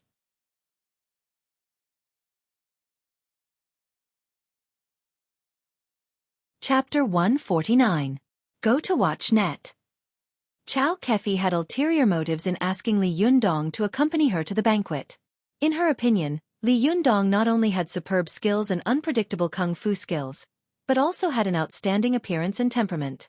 If he made a living in the film and television industry, he would definitely be popular. Watch net. 7K. Moreover, she was running a film and television company. If she could get Li Yundong into the industry and sign him, it would be no different from picking up a cornucopia. Those girls will go crazy for him. Xueqi did not doubt her own eyes and thought proudly. After preparing their outfits, Xueqi took them to the destination of the banquet. To Li Yundong's surprise, the banquet Xueqi took him to was held at the Shangyuan Hotel. "Why are you here again?"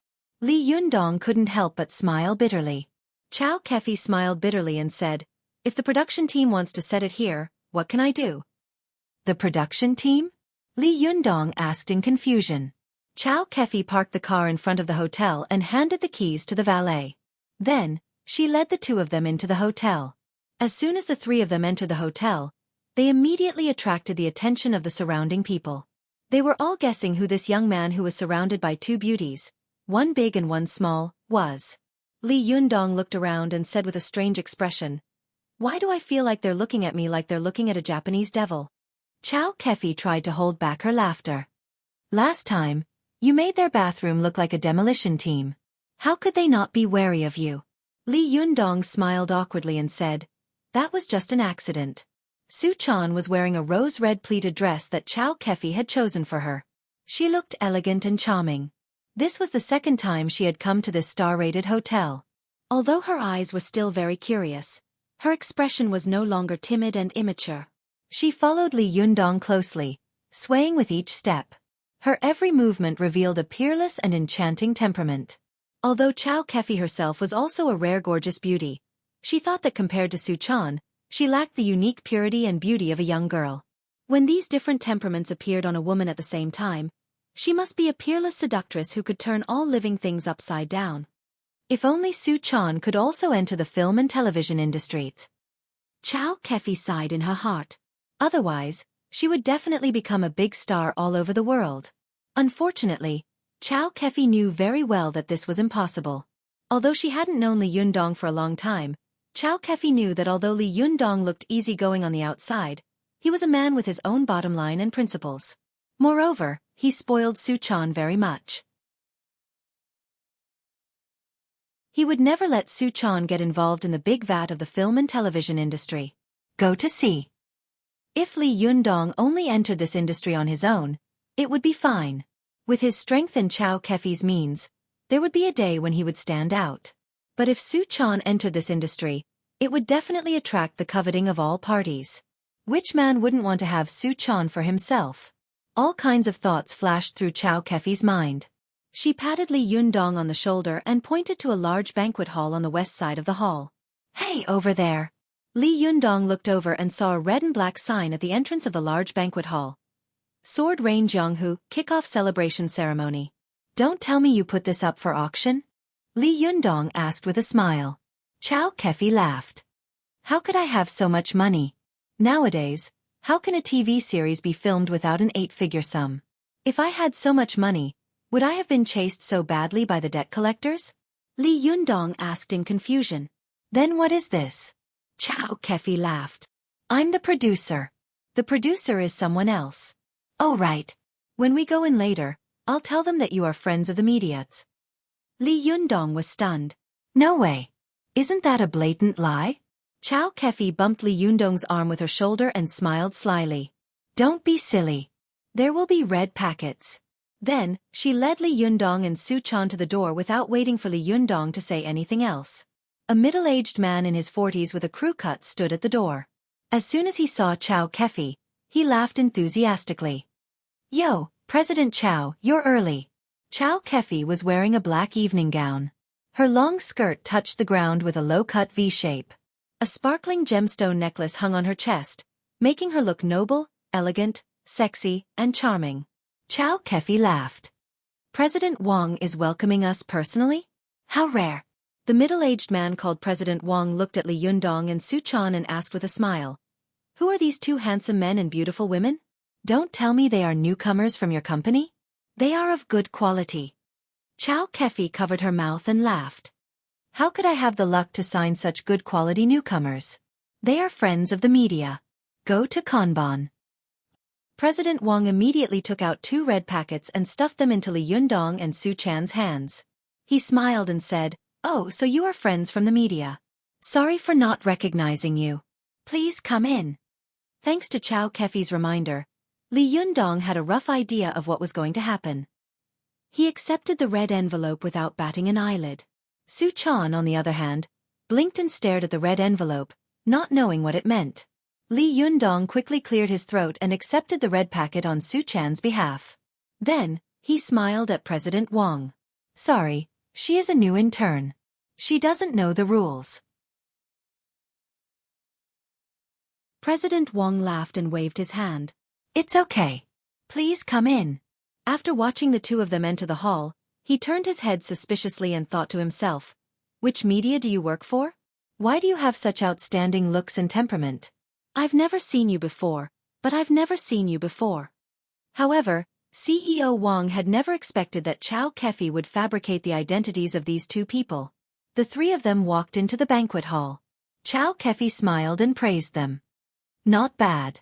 You have a bright future ahead of you. Aren't you afraid that they will ask us for our press credentials? Li Yunsong said with a smile. Xueqi chuckled and said, I still have some feelings in this line of work. They won't ask. Hey, you guys stay here and eat. I'll go say hello to a few friends. As she spoke, she greeted a few well-dressed people not far away, then smiled apologetically at Li Yundong and Su Chan, and walked over to them. Li Yundong looked around and felt that the hall was resplendent. Under his feet was the dark black marble floor, polished with a layer of shining wax. Above his head was a huge golden chandelier, magnificent and dazzling. There were about 100 people in the hall, and there was a banner hanging at the front of the stage. On the banner, there was a huge poster of Sword Rain World's launch ceremony, and behind the banner was a huge Sword Rain World poster. There were all kinds of well-dressed men and women in the hall, and some waiters with wine trays were shuttling back and forth. Since he had already had the experience of attending such a banquet, he naturally asked for a glass of soda from a waiter passing by. He sipped it while observing the situation around him. Su Chan, on the other hand, couldn't help but stare at the various fruits and delicacies placed on the rectangular main dining table. She looked like she really wanted to feast on them. Li Yundong noticed that Su Chan was getting restless. He quickly pulled Su Chan over and scolded her. "Are you going to stack a pagoda like last time?" Su Chan pouted. "Can't I just eat a little bit?" Li Yundong laughed. "When did you only eat a little bit? I think you can finish all the food on this table by yourself."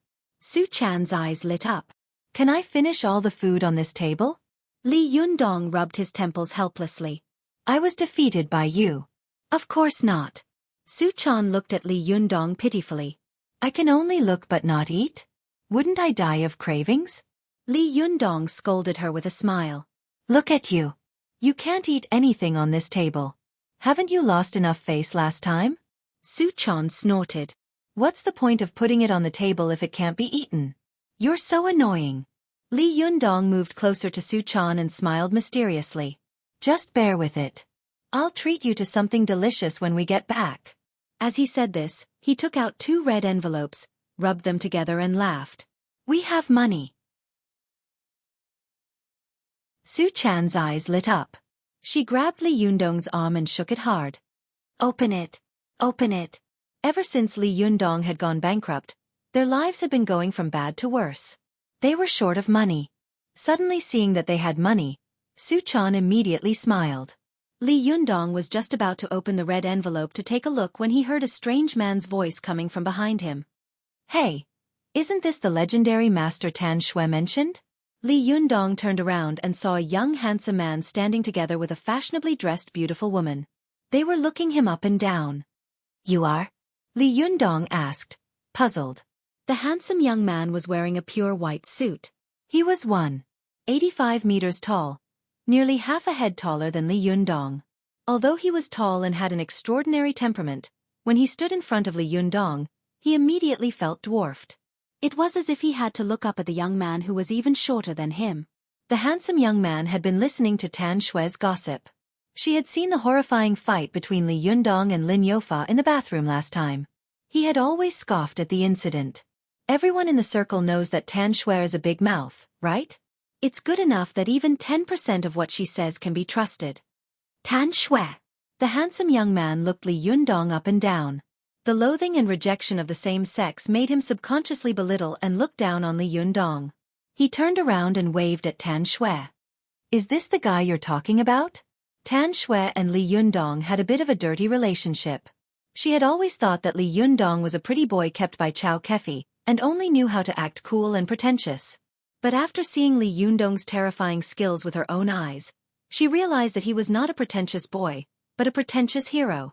Although Tan Xue was still a little embarrassed to see Li Yundong, her tone was full of surprise and admiration when she talked about him behind his back. Standing in front of Tan Xue was Zhang Guozheng and another young man with a crew cut and wearing a red tang suit. Tan Xue was wearing a beautiful Chong Sam, looking sexy and attractive. She greeted Li Yundong a little unnaturally. Despite the previous conflict, Li Yundong still nodded politely to her. When Zhang Guozheng saw Li Yundong, his eyes were full of fear, as if he had seen a big devil. He avoided Li Yundong's eyes and didn't dare to greet Li Yundong. However, the young man in the red tang suit standing in front of Tan Xue came up. He looked at Li Yundong with a pair of bright eyes, then cupped his hands and said, "I'm Shi Nang, a disciple of the Northern Shaolin Temple, the successor of the Iron Palm. I heard that your kung fu is good. I wonder which sect do you practice?" Li Yundong noticed that although the young man was not tall, only 1.7 meters, his temples were high and his arms were abnormally thick. The blood vessels on his forearms that were exposed outside his clothes were as thick as a pinky finger, and his hands were covered with thick calluses. It was obvious that he had practiced the iron palm. The handsome man next to Li Yundong said with a smile, "Shernang, didn't you just say that you wanted to make friends with him and exchange pointers with him? Now your chance is here." Shernang's eyes lit up and he stared at Li Yundong. "We martial artists are naturally itchy when we meet a strong opponent. Friend, let's have a little exchange? /om/.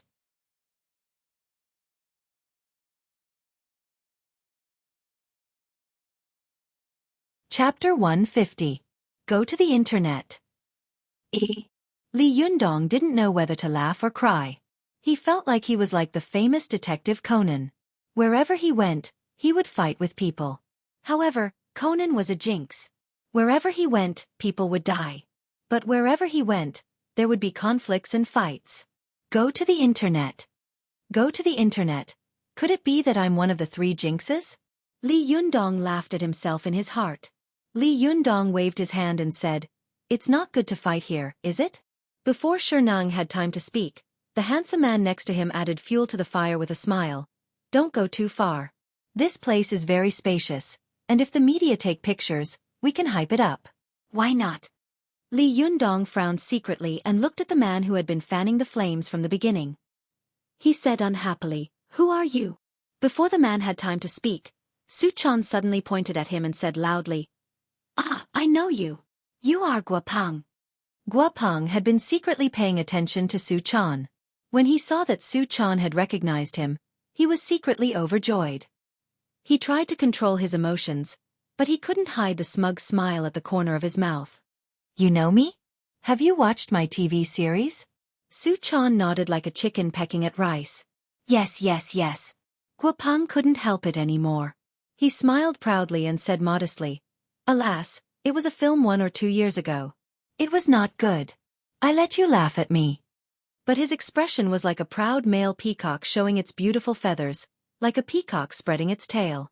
Whether it was his eyebrows or the corners of his mouth that were raised proudly, it seemed to be saying, "Praise me, worship me." After listening to him, Suchan nodded vigorously and said, "Well, it really doesn't look good. You acted so silly in it." The gap was so big that Guopeng's smile suddenly froze.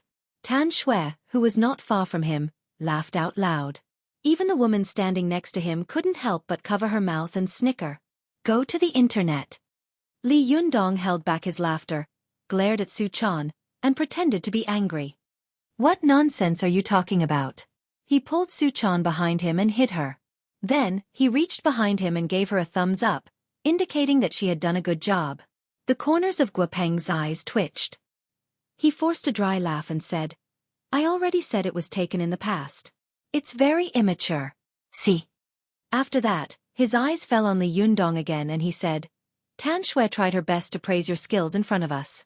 Today, in front of so many people, why don't you show a few moves? Don't you want to give face to so many people?" Li Yunyang frowned.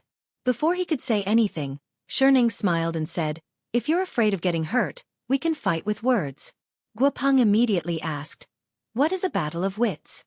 Shernang smiled but didn't say anything. He waved at the waiter beside him and whispered a few words in his ear.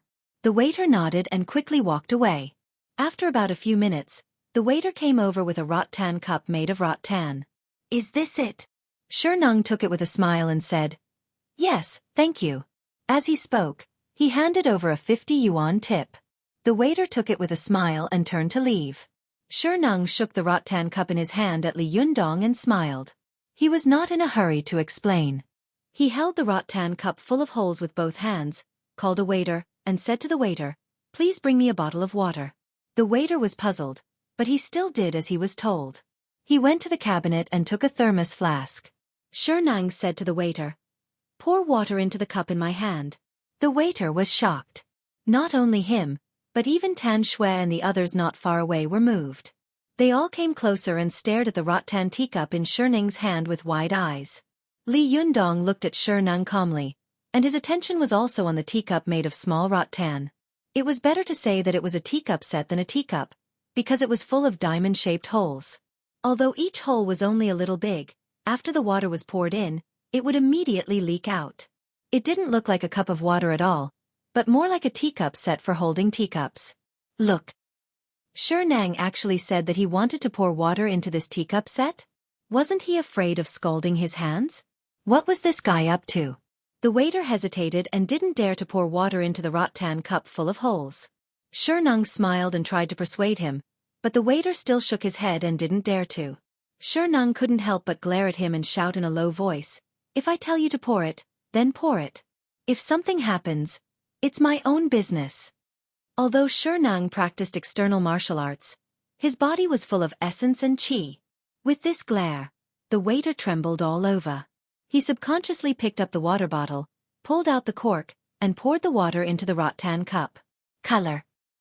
Super_speed. Faster. The people around suddenly widened their eyes and looked at the cup in Xueqi's hand. They seemed to have seen Xueqi screaming because of the heat in the next second. However, as soon as the water poured into the rattan cup, it was as if it had been poured into a porcelain cup. Not a single drop of water leaked out. Xueqi held the rattan cup with both palms. His face was slightly red, and the blue veins on his forehead were bulging. He seemed to be trying to control his qi, but at this time, almost everyone's attention was focused on the rattan teacup in his hand, and no one noticed his abnormality. "Isn't it amazing?" Tan Xue's eyes widened and she couldn't help exclaiming in a low voice. The waiter who poured the water was even more shocked. He looked at Xueqi as if he was looking at a god. He couldn't understand why the water poured into the cup full of holes, but it didn't leak at all. Li Yundong couldn't help being stunned, but soon Xueqi behind him snorted and whispered, "It's just a little trick. Don't be surprised." Li Yundong tilted his head slightly and asked in confusion, "How did he do it?" Xueqi wrote a word on Li Yundong's back with her finger. "Qi." It suddenly dawned on Li Yundong that Xueqi had used the qi in his body to seal the small holes around the rattan cup. In addition, the water itself had tension. As long as a person with a slightly stronger qi came out, they could seal the water in the rattan cup so that it wouldn't leak out. Seeing that Li Yundong had understood, Xueqi giggled and said, "You can do it too. You don't even need this rattan cup. With your powerful Jin Dan Zhen qi, it's enough to protect this invisible water." Li Yundong was shocked. He turned his head and asked, "Can I do it without this cup?" Xueqi nodded and snorted. "Of course you can. This kind of thing is like a shentong in the eyes of others, but for us cultivators, it's just a basic skill. Yundong, how dare they look down on you? Teach them a lesson." Before Li Yundong had time to ask Xueqi what to do, he heard Guopeng say to him, "See? This is real kung fu." Zhang Guozheng, Tan Xue, and the others nodded one after another. They stared at the cup in Xueqi's hand, as if they were waiting to see when a drop of water would leak out. It was more like they were waiting to see if Xueqi would feel hot. But in fact, the boiling water looked hot, as if it could burn off a piece of skin if it touched a person's body. However, Xueqi's palm was full of thick calluses, which were dead skin without any feeling. Naturally, he was not afraid of the temperature of the boiling water. At this time, Li Yundong had fully understood the trick, so he didn't feel that there were many magical and mysterious places in it. Seeing that Li Yundong's face was full of disapproval, Guopeng added fuel to the fire with a smile. "Master, how about you show us a few moves?" Xueqi showed his skills. Seeing the people around him exclaim in surprise, he couldn't help but feel proud. In his opinion, he had practiced martial arts for more than 10 years since he was a child to have such kung fu. The boy in front of him looked much younger than him, so he probably didn't know any real kung fu. Without waiting for Li Yundong to agree, he handed the cup in his hand to Li Yundong and said with a smile, "Why don't you give it a try?" Li Yundong was inexperienced and arrogant. He sneered in his heart. "Let's give it a try. What's so great about it?" As soon as he stretched out his hand, Guopeng passed by a waiter. Suddenly, he rolled his eyes and pretended to be hit. With a cry, he bumped into Xueqi. At this time, Xueqi's whole body was protecting the cup between his hands. With such a collision, his whole body's qi suddenly scattered. The rattan teacup in his hand also tilted, and the boiling water splashed toward Li Yundong with a splash. "Be careful. Watch out." There were a few exclamations around. The moment Shernang's body tilted, Li Yundong keenly felt an uneasy sense of crisis. Although it was not very strong, it still made him nervous and vigilant. As soon as the boiling water splashed out of the cup, Li Yundong immediately lowered his waist. With a twist of his wrist, he patted the base of the rattan teacup with his palm. The teacup immediately flew out of Shernang's hands and drew an arc in the air. Li Yundong's other hand quickly released a large amount of vigorous Xueqi, firmly controlling the splashing water. He wiped his hand in the air, and as if there was a magnet in his palm, he quickly gathered all the water droplets splashing in the air into his palm. They condensed and did not dissipate, like a water ball. Just as he gathered the splashed water droplets, the rattan teacup flying in the air fell in front of Li Yundong's eyes. Li Yundong saw it accurately. He stuffed the water ball in his hand into the rattan teacup and held it with the palm of his other hand. The splashed water from the rattan teacup returned to the teacup, and the rattan teacup stopped firmly in Li Yundong's palm. The Jindan primordial qi in Li Yundong's body was more than 10 times or dozens of times stronger than Shernang's. As soon as he released his Xueqi, all the small holes in the rattan teacup were filled with qi, as if it was covered with a glass cover, and not a single drop of water could leak out. Li Yundong felt that it was interesting enough to control the teacup with the Xueqi released by one hand. He suddenly thought of something and used one finger to push the bottom of the teacup, releasing the qi of his whole body through one finger. Just now, everyone saw that Guopang, Shernang, and Li Yundong seemed to be shooting a well-directed action film. Li Yundong's movements were so fast that they were all dazzled. By the time they reacted, Li Yundong had already used one finger to hold the teacup and looked at them with a smile on his face. Shernang covered the teacup with both hands so that the water in it would not leak out. In the eyes of Tan Shui, Guopang, Zhang Guozheng, and the others, this was already very magical, but Li Yundong's performance just now was even more exaggerated. Even a blind person could see the difficulty of covering the teacup with 2 palms and 1 finger under the teacup. The surrounding people were stunned and exclaimed in shock. Holiest *T, it can't be? A magic show? Nonsense, this is real kung fu. Shernang was also shocked. He had never seen such kung fu. Shernang stared at Li Yundong with wide eyes and said in horror in his heart, "This man is so young. I didn't expect that his qi refining had already reached the peak." Li Yundong smiled slightly, glanced at Guopang, and then said to Shernang, "Wenduan? You can't do it." Tan Shui, who was standing to one side, shook her head secretly when she heard this. She muttered in horror and admiration, as expected of a pretentious hero. Where did this freak come from? C/OM/.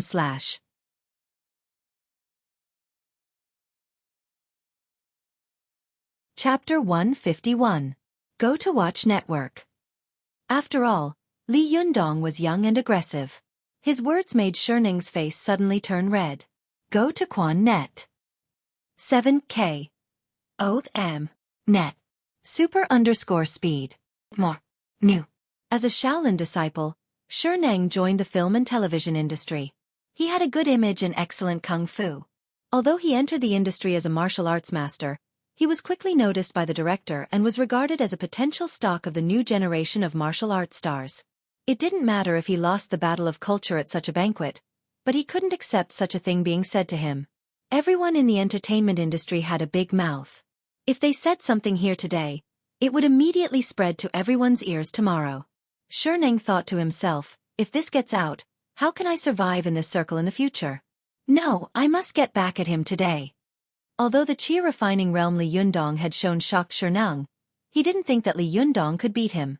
There was a saying in the martial arts world, those who can speak may not be able to practice, those who can practice may not be able to fight, and those who can fight may not be able to speak, let alone practice. A few years ago, domestic experts went to Thailand for an exchange, but they were beaten so badly that they came back. Why didn't a so-called master come out to turn the tide? Nowadays, the masters were more talkative and good at practicing, but they all cherished their own feathers. None of them could fight. In the last Wulin convention, a fighting enthusiast who had learned Sonda for 3 years challenged a so-called master. As a result, he beat the opponent black and blue with just a few punches and kicks. It could be seen that practicing moves on a daily basis and fighting in real life were 2 different things. Some masters practiced pushing hands and qigong like immortals, but once they fought, they were not as good as a wrestler who had only learned Sonda for a few years. Nang felt that with his actual combat experience, he might be able to win if he competed with the boy in front of him in a fight. Nang had made up his mind. He immediately took a deep breath and got rid of the shock and fear in his mind. He calmed himself down and said in a deep voice, "I can't fight with words. How about we try fighting with words?" As he spoke, he reached out and grabbed Li Yundong's hand that was holding the teacup. Nang's grab seemed simple, but in fact, it was full of evil intentions. His thumb was clasped inside his palm, his index finger was slightly bent, and his ring finger was clasped inside. Once he grabbed the opponent's wrist, his thumb, index finger, and ring finger would immediately grab the Yanggu, Yangqi, and Yangshi acupoints on Li Yundong's wrist. Yang Valley, Yang Pond, and Yang Stream, as their name suggested, were valleys, ponds, and streams where Yang Qi flowed. The capacity of Yang Qi that could flow through these three places was different, so there was the division of valley, pond, and stream. Watch net. 7K. Oath M. As long as these three places were buckled, the Yang Qi of the human body would not be able to run to the hands. In this way, the strength and Qi of the human body would naturally not be able to be transmitted to the wrists. The rattan teacup on Li Yundong's fingers would immediately fall, and the boiling water would spill out. Naturally, Li Yundong would make a fool of himself, and Nang would get his face back. In the blink of an eye, Nang's wishful thinking was not bad. He not only got his face back without batting an eyelid, but he also didn't hurt Li Yundong, preserving his demeanor. But the only thing he didn't expect was that Li Yundong had fought a few times with the gangsters, survived under the threat of guns, and then fought 2 battles with Lin Youfa. During this period, the actual combat experience he had accumulated was only a lot more than Nang. Seeing the other party's hand coming over, Li Yundong flicked his finger slightly, flicking the teacup in his hand up, and then immediately stretched out his hand. His index finger was like a javelin as it pierced towards the Laogong acupoint on the other party's palm. If the Laogong acupoint was pierced, with Li Yundong's Qi training Kung Fu, Nang wouldn't be able to lift his arm again within an hour. Nang was slightly surprised by Li Yundong's response. He quickly turned his clasp into a claw, and his hand suddenly changed from a soft hidden force to a strong and powerful eagle claw. His 5 fingers were like iron hooks as they grabbed towards Li Yundong's finger. If he grabbed it this time, Nang would use a little more force and Li Yundong's finger would definitely be broken with a crack. However, Li Yundong seemed to have predicted what the other party was going to do. Almost at the same time, he also flipped his palm, and his 5 fingers touched the other party's 5 fingers. This happened so quickly that Nang didn't even have time to react before the 5 fingers of the 2 men collided. Li Yundong's body had been recreated by the Jindan. He had jumped down from the 4th floor with a living person in his arms, but he was still fine. It could be seen how strong his body was. His hands looked white and gentle, but as soon as he ran his Qi, his 5 fingers seemed to have swelled up in an instant. They were as strong and hard as steel bars. With a kachup sound, the sound of bones breaking came from Nang's finger. Go to see net. 7K. O-/ at this time, the teacup that Li Yundong had bounced up fell down. He held it with his palm and turned his wrist. A soft force arose spontaneously, and the teacup began to spin in his palm. Li Yundong lifted his finger and held the teacup on the tip of his finger like juggling. Still, not a drop of water spilled. The moment the 2 of them fought, it was only a few seconds. Nang suffered a big loss, and his finger bones were broken by Li Yundong. However, he was tough and didn't show any expression of pain. He just looked at Li Yundong with a wooden face and fear in his eyes. How is this possible? Nang shouted in his heart in horror. Even my master doesn't dare to touch my fingers. Looking at the whole Chinese martial arts world, there are not many masters who can break the bones of my fingers. Nang had practiced both the iron palm and the eagle claw kung fu. The kung fu of his hands was no small matter. He could crush a glass cup with his hands, and he could do 2 finger zen with his fingers. He could also break a 10-centimeter thick wooden board with 1 finger. Even if others hit his fingers with a wooden stick, they might not be able to hurt him at all. But even so, he was still hit by Li Yundong and his bones were broken. It was like a running sports car had crashed into a train.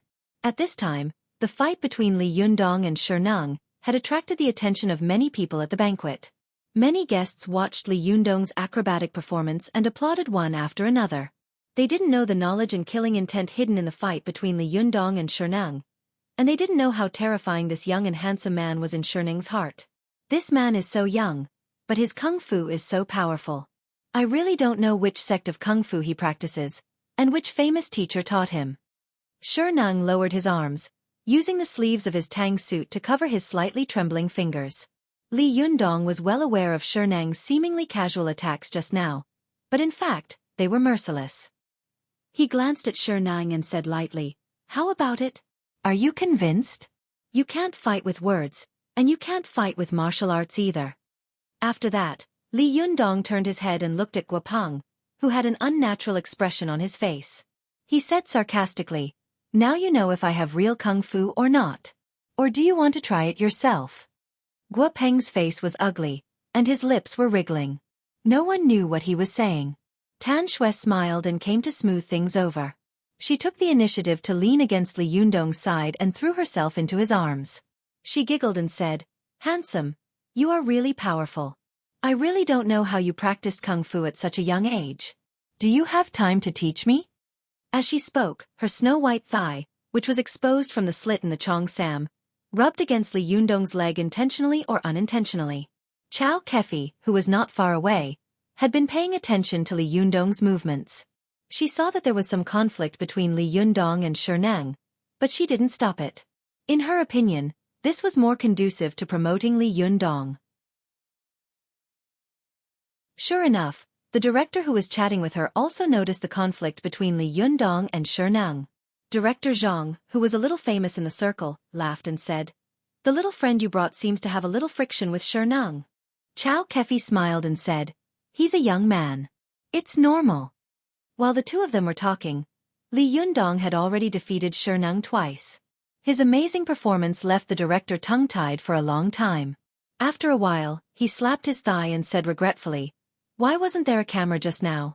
After that, he said to Xueqi excitedly, "Who is this young man? What's his name? If he comes to our crew, I'll tailor-make a role for him. I'll make sure he'll be famous." Xueqi was secretly overjoyed. She smiled reservedly and said, "Director Zhang, don't get excited, don't get excited. He can't run away." Only then did Director Zhang realize that he had lost his composure. He took a sip of wine and used the action of drinking to hide his emotions, but his eyes were still fixed on Li Yundong, as if he was looking at a peerless treasure. At this time, the guests who had noticed Li Yundong also whispered to each other, "Who is this? He's very handsome. Yes, he looks like he knows some kung fu.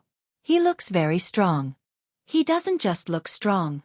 He's obviously very strong." Li Yundong didn't know that these people around him were pointing at him and talking about him. He awkwardly dodged Tan Xue's harassment, and when he took a step back, he happened to bump into the girl. Su Chan poked her head out from behind Li Yundong and said coquettishly, "You stepped on me." As soon as Su Chan's beautiful face was revealed, Tan Xue was immediately shocked. In front of Su Chan, a peerless genius, except for top beauties like Xueqi and Xueqi who could barely compete with her, the girl's outstanding beauty and unique temperament were enough to defeat all opponents, even if the other party was a film and television star with the title of Screen Fairy. Li Yundong took the opportunity to turn his head and get rid of Tan Xue's harassment. He turned back and pinched the girl's nose. "I didn't do it on purpose. I'm sorry." The girl made a face at Li Yundong, wrinkled her little nose, and smiled coquettishly. "I'm hungry." Li Yundong turned around and smiled at Tan Xue. "Excuse me," he said. "I'm going to accompany my girlfriend to eat something." Tan Xue's heart skipped a beat. Such a beautiful girl is his girlfriend. Tan Xue gave Li Yundong a sheepish smile, then watched as the two of them left, chatting and laughing as if nothing had happened between them. At that moment, Tan Xue felt a deep sense of inferiority. She looked at the girl's pure eyes and suddenly felt dirty for no reason at all. Li Yundong and Su Chan stood in front of the rectangular main dining table, chatting and laughing as they ate desserts. Suddenly, a familiar figure flashed in Su Chan's line of sight. "Hey, isn't that Xueqi?" Su Chan pointed at a girl who was standing outside the hall gracefully. Li Yundong looked in the direction of her finger and saw Xueqi and Ding Nan leaning against each other intimately. Ding Nan seemed to be whispering something to Xueqi, and the two of them slowly walked toward the elevator of the building. "Ha! Didn't the two of them have a falling out? Li Yundong asked in confusion. Maybe they made up, Xueqi said disapprovingly. A bad feeling flashed through Li Yundong's mind. He was just about to go up and say hello when he suddenly felt a pat on his shoulder. Li Yundong turned his head and saw a girl looking at him with a sweet smile. Her eyes were wide and her face was full of surprise. It's you? Li Yundong laughed in surprise. What are you doing here, /om/?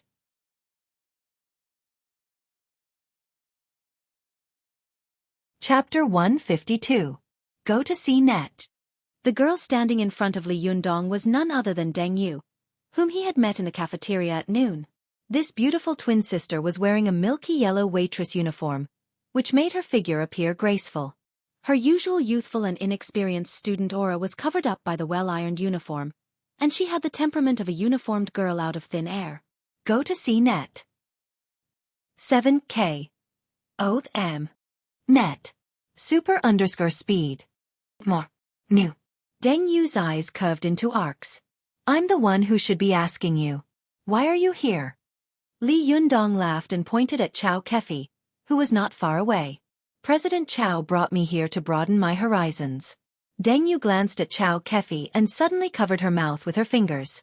Ah, you mean the person who had lunch with you in the cafeteria was President Chao? Oh, you are so charming. You can actually make someone like President Chao eat with you in the cafeteria. Amazing, amazing, amazing. Li Yundong waved his hand and laughed. Now it's your turn to tell me why you are here. You said you were on duty in the afternoon. Don't tell me it's here? Deng Yu smiled sweetly. Yes, I was handing out flyers on the street the other day and saw that the Shangyuan Hotel was hiring summer college students, so I signed up. Not only me, but my sister is also here. Deng Yu waved at her sister, who was not far away from her. The shy Deng Jiao also waved at Li Yundong slightly, a faint lilac smile appearing at the corner of her mouth. If it weren't for Li Yundong's amazing eyesight, he wouldn't have been able to see this small movement at all. Heh, you two sisters work here? It's so rare to see you here. Li Yundong was about to say something else when the foreman suddenly waved at Deng Yu. Deng Yu said in a hurry, "Oh, I have to go. You have fun here by yourself. I'll talk to you later." Then she turned around and walked away quickly. But after taking 2 steps, she seemed to think of something. She turned back and waved at Xueqi, "And you have fun too." Xueqi waved at Deng Yu with a smile, then said to Li Yundong with a smile, "Yundong, you have so many friends. How can you meet them everywhere?" Li Yundong turned around and looked at the hall. By the way, where are Xueqi and Ding Nan? But at this time, Xueqi and Ding Nan were nowhere to be seen in the hall. Maybe they've already left, Xueqi said, smacking her lips as she ate the dessert. Li Yundong frowned. He always felt that something was wrong, but he couldn't tell what was wrong. He thought for a while, shook his head, and put this matter aside for the time being. Alas, Xueqi, you know that I hate you to death. Why did you still drink that drink? Inside the elevator, Ding Nan supported Xueqi, who was on the verge of collapse, and sighed. Although she felt that she was sweating all over and had a strong sense of guilt, she was also supported by a strong sense of excitement. She held Xueqi's body and made sarcastic remarks from time to time. Watch Net. 7K. Oath M. You're just too confident. As soon as I asked you out, you came without any explanation. You always look like you have the overall situation in your hands. You were like this when Zhao Yujin pointed a gun at you, and you were like this just now. Please save it. Ding Nan sneered. Do you know what I'm going to do later? Xueqi looked like she was in a daze, and her hands and feet seemed to be unable to use any strength. She struggled and said, Ding Nan, don't get yourself into trouble. Get myself into trouble? Ha! Ding Nan sneered. On the contrary, except for you, everyone has to applaud my decision. Including your powerful father behind you. With a ding-dong, the elevator rang. Ding Nan carried Xueqi's body slowly to room 1503 on the 15th floor. She pressed the doorbell. After a while, the door creaked open, revealing a gloomy face. It was He Xiao. Ding Nan carried Xueqi into the room and threw her on the bed. She squatted down and patted Xueqi's cheek. Look carefully. This is your fiancé. Ding Nan crossed her legs on the bed and smiled proudly at He Xiao. I've got her for you. Anyway, she's a woman you haven't married yet. You can do whatever you want with her. Hee hee, after this, the rice will be cooked. You have to remember how good I am as a matchmaker. He Xiao stood at the side and rubbed his chin with one hand. He didn't answer, but he kept looking back and forth between Zhou Qin and Ding Nan with an evil smile on his face. Zhou Qin collapsed on the bed, and her eyes were filled with anger. Ding Nan, you're crazy. Ding Nan raised her head and laughed out loud. I'm crazy? Maybe so. Zhou Qin, didn't I tell you before?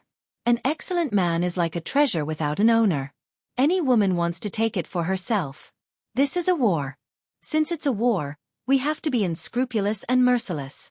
As she said this, Ding Nan bent down and pinched Zhou Qin's chin hard. Her beautiful face suddenly became ferocious.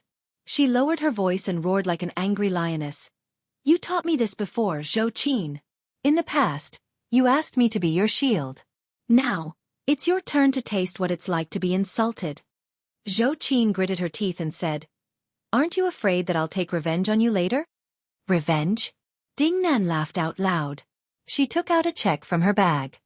This is the deposit that young master he promised me. When it's done, there will be more. What's more, didn't I tell you before that you and young master he are in a relationship? I'm afraid that everyone but you will be happy. As she said this, Ding Nan sneered. Including Li Jiandong, who you've been pestering. Don't worry, he will never feel the slightest bit of pity for a woman like you. A woman like you exudes cold-bloodedness and cruelty from a powerful family from head to toe. The blurred look in Zhou Qin's eyes gradually disappeared, replaced by a deep and chilling indifference and sarcasm. She said coldly, You are too vicious, Ding Nan. I didn't realize that you were such a vicious woman. Ding Nan was caught in a kind of self-satisfaction and self-expansion. She had been living in the shadow of Zhou Qin, living in darkness and compromising. But now, she had the pleasure of trampling Zhou Qin under her feet and letting her do whatever she wanted. This feeling made her lose her usual sharp observation skills, and for a moment, she became complacent. Go to see the net. Ding Nan laughed. She pointed at Zhou Qin and scolded, I'm vicious? Bah, back on the rooftop, you could say that you wanted me to die and let you live. Now you have the face to say that I'm vicious? Aren't you just relying on your money and power to manipulate a girl like me who has no money and power at will? The more Ding Nan spoke, the angrier she became. She raised her hand and slapped Zhou Qin's face, but just as she was about to slap down, she was caught by young Master He. Ding Nan looked back and saw young Master He smiling evilly at her and saying, You can't hit a woman. Ding Nan angrily broke free from young Master He's hand. Then she looked at Zhou Qin coldly and said, Zhou Qin, you can enjoy it here slowly. Even if you shout until your throat is broken, no one will come to save you. After saying that, she turned around and was about to leave. But at this time, as soon as she took a step forward, she felt dizzy and her hands and feet seemed to be out of control. Just as she was at a loss, Ding Nan suddenly saw Zhou Qin sit up on the bed on her own. This shock was no small matter. Ding Nan felt as if someone had punched her in the heart. Her legs involuntarily went soft, and her body fell limply to the side of the bed. In the room, young Master He couldn't hold it in any longer and burst out laughing. Zhou Qin sat up straight and looked at Ding Nan with pity in her eyes. She closed her eyes slightly and took a deep breath. When she opened them again, the pity in her eyes no longer existed. Instead, it was replaced by a terrible indifference. You must find it very strange that I can still sit up on my own, while you fell limply. Zhou Qin stared at Ding Nan, who had a frightened expression on her face, and said lightly. The sudden reversal of the situation, whether it was mental or physical, was unacceptable to Ding Nan. She looked at Zhou Qin in fear and said in a hoarse voice, What did you do to me? Zhou Qin sneered and said, Whatever you did to me, I did to you. Yes, you're right. I'm very confident, but what you said is not completely correct. I'm not only confident, but also conceited. So I really didn't expect you to dare to do anything to me. As she said this, Zhou Qin raised her head and looked meaningfully at young Master He, who was watching the two girls with interest. It wasn't until young Master He called me that I knew you were so bold. In order to get rid of me, you really did it by hook or by crook. As Zhou Qin spoke, she leaned forward slightly and said in a cold voice, Even if you get rid of me, will you be able to get Li Yundong? Although Ding Nan's body was not in good condition, her mind was still clear. She laughed out loud and said, "Only you are my formidable opponent." Su Chan? That naive little girl. What does she know? After living with Li Yundong for so long, one of them is still a virgin, and the other is still a virgin. I'm dying of laughter. As long as I kick you out, with my means, I can naturally capture this boy easily and control him. Zhou Qin sneered and said, "You really think highly of yourself." Ding Nan yelled hysterically, "Isn't that right? If young master he hadn't told you, would you be so proud now?" As she said this, Ding Nan stared at young master he with resentment. She gritted her teeth and said, "Why did you betray me?" If you have Zhou Qin, won't you get everything you want? Young master he laughed. He rubbed his chin and said, Ding Nan, you think you know Zhou Qin very well, but in fact, as a childhood sweetheart who grew up with Zhou Qin, I am the person who knows Zhou Qin the best in the world." As he said this, he looked at Zhou Qin with a complicated expression. His eyes were filled with love, hate, respect, and fear for this girl. "I grew up in the same courtyard as her. Ever since I was young, Zhou Qin had a temper that would rather break than bend." Young master he pulled a chair and sat down, then said leisurely, "When she was 10 years old, Uncle Zhou wanted to take her to move. Zhou Qin refused to leave the courtyard of the municipal party committee. No matter how Uncle Zhou persuaded or scolded her, she refused to listen. In the end, Uncle Zhou had no choice but to tie Zhou Qin up and throw her into the back seat of the car. Then he took her to Tiannan City. As soon as we arrived in Tiannan City, Uncle Zhou looked at the back seat. Guess what? Although young master he was laughing, his body was shivering.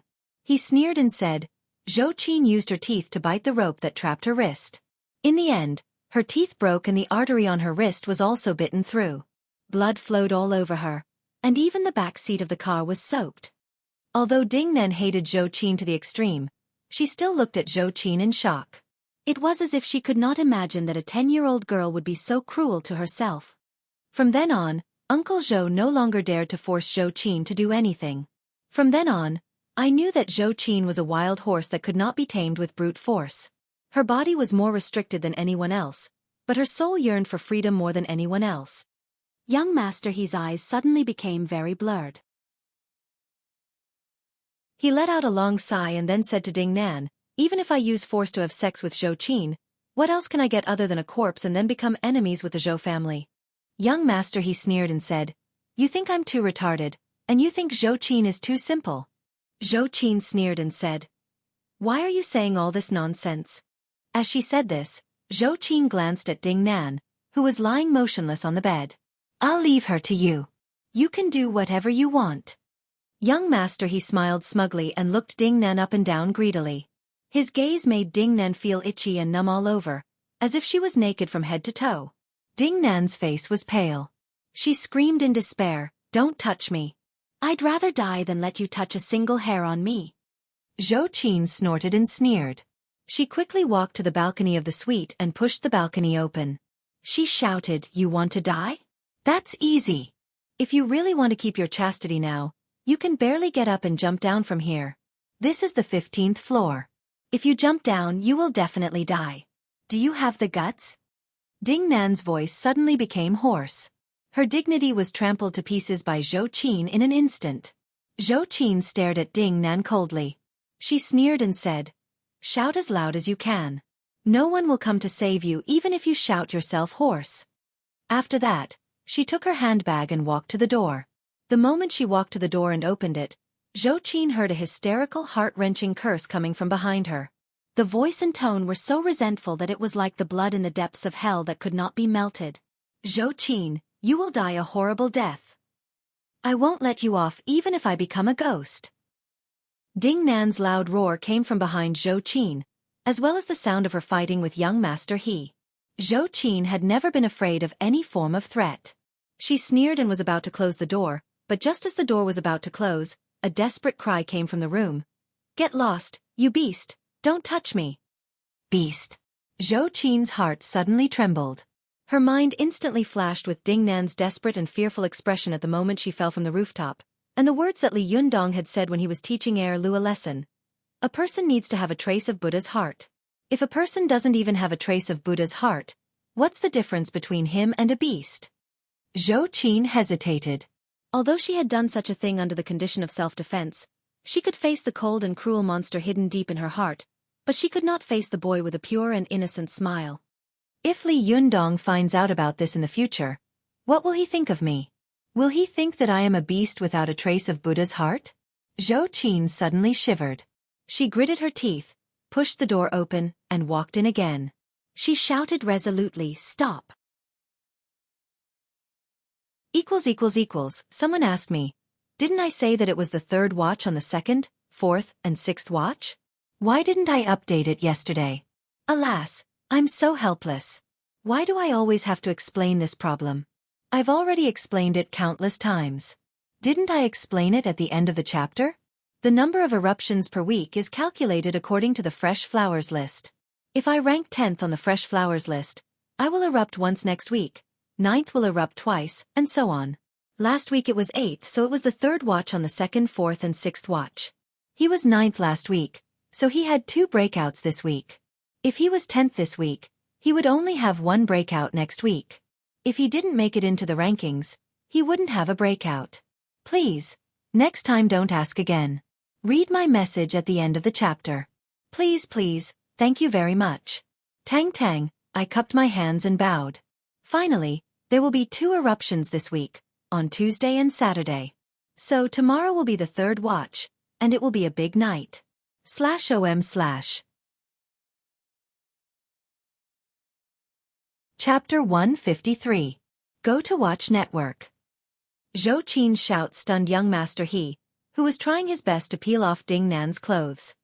He raised his head and looked at Xueqi in confusion. What's wrong? Xueqi said with a cold face. Let her go. Young Master He couldn't help but be furious. He let go of Ding Nan, whose clothes were in a mess, and stood up. What are you doing? Didn't we agree? Before he could finish speaking, Xueqi slapped him and said fiercely, I'm going back on my word, okay? As she spoke, she helped Ding Nan up and walked out step by step. Young Master He was the only one left sitting on the ground, covering his face and staring at the backs of the 2 of them as they left. Ding Nan's face was covered in tears. Her feet were weak, and her body swayed with every step she took. She looked very weak. Although she had been rescued by Xueqi, she still gritted her teeth and said, Xueqi, don't think that I will be grateful to you for this. Xueqi snorted and said, Who cares about your gratitude? Ding Nan said in a venomous voice, If I have another chance, I will do something to you again. Listen up. Xueqi replied coldly, If you have any means, just use them. I'll take them. Xueqi carried Ding Nan to the door of the elevator. She suddenly stopped and stood still. After thinking for a moment, she walked into the elevator and pressed the button for the 18th floor. When they reached the 18th floor, Xueqi called the waiter over and handed her a gold card. Get a room for me.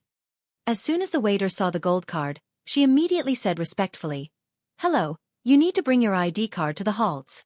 Before she could finish her words, Xueqi glared at her fiercely. Why are you talking so much nonsense? Just open the door. The waiter shivered.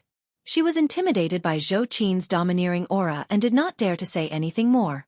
She had no choice but to take action first and ask for permission later. She took Xueqi to a room and then left the room. With a bitter face, she picked up the walkie-talkie and reported the matter to the front desk in the hall. 7K. Oath M. Xueqi left Ding Nan in the room. She wanted to leave, but she was afraid that young Master He would get the news and come back to find her.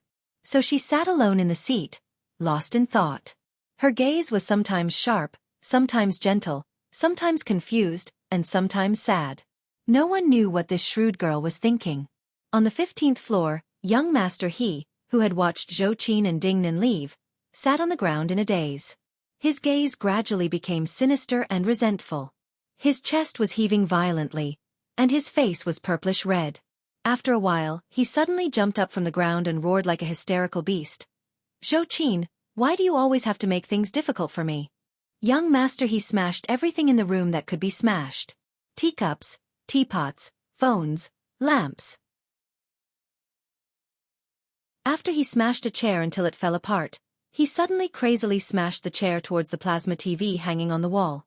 As he smashed it, he let out a beast-like howl, which made one's hair stand on end. The waiter on this floor heard the sound and rushed over to take a look. She was immediately frightened by young Master He's crazy look. She did not even dare to persuade him and immediately used the walkie-talkie to inform the manager. When the manager rushed over, the spacious suite had already become like a red guard crossing the border. Young Master He was holding a chair leg in his hand, panting heavily. Young Master He, what's wrong with you? The manager asked carefully in a low voice. Young Master He turned his head abruptly, his eyes bloodshot. He grinned sinisterly and said, "What's wrong? I'm so cheap. F***CK. Calm down, young Master He. Your health is important. It's not worth it to get angry and ruin your health," the manager said with an apologetic smile and handed him a cigarette. Young Master He did not even look at it. He slapped the cigarette away. "Get lost. Don't make things difficult for me here." The lobby manager usually wanted to curry favor with someone like young Master He, but he could not. Today, he finally got an opportunity, so how could he leave so easily? He said with a fawning smile, "Young Master He, tell me which person offended you. I'll help you take care of him." Young Master He turned his face and sized him up. He said with a face full of disdain, "You? Forget it, he can kill you with one finger."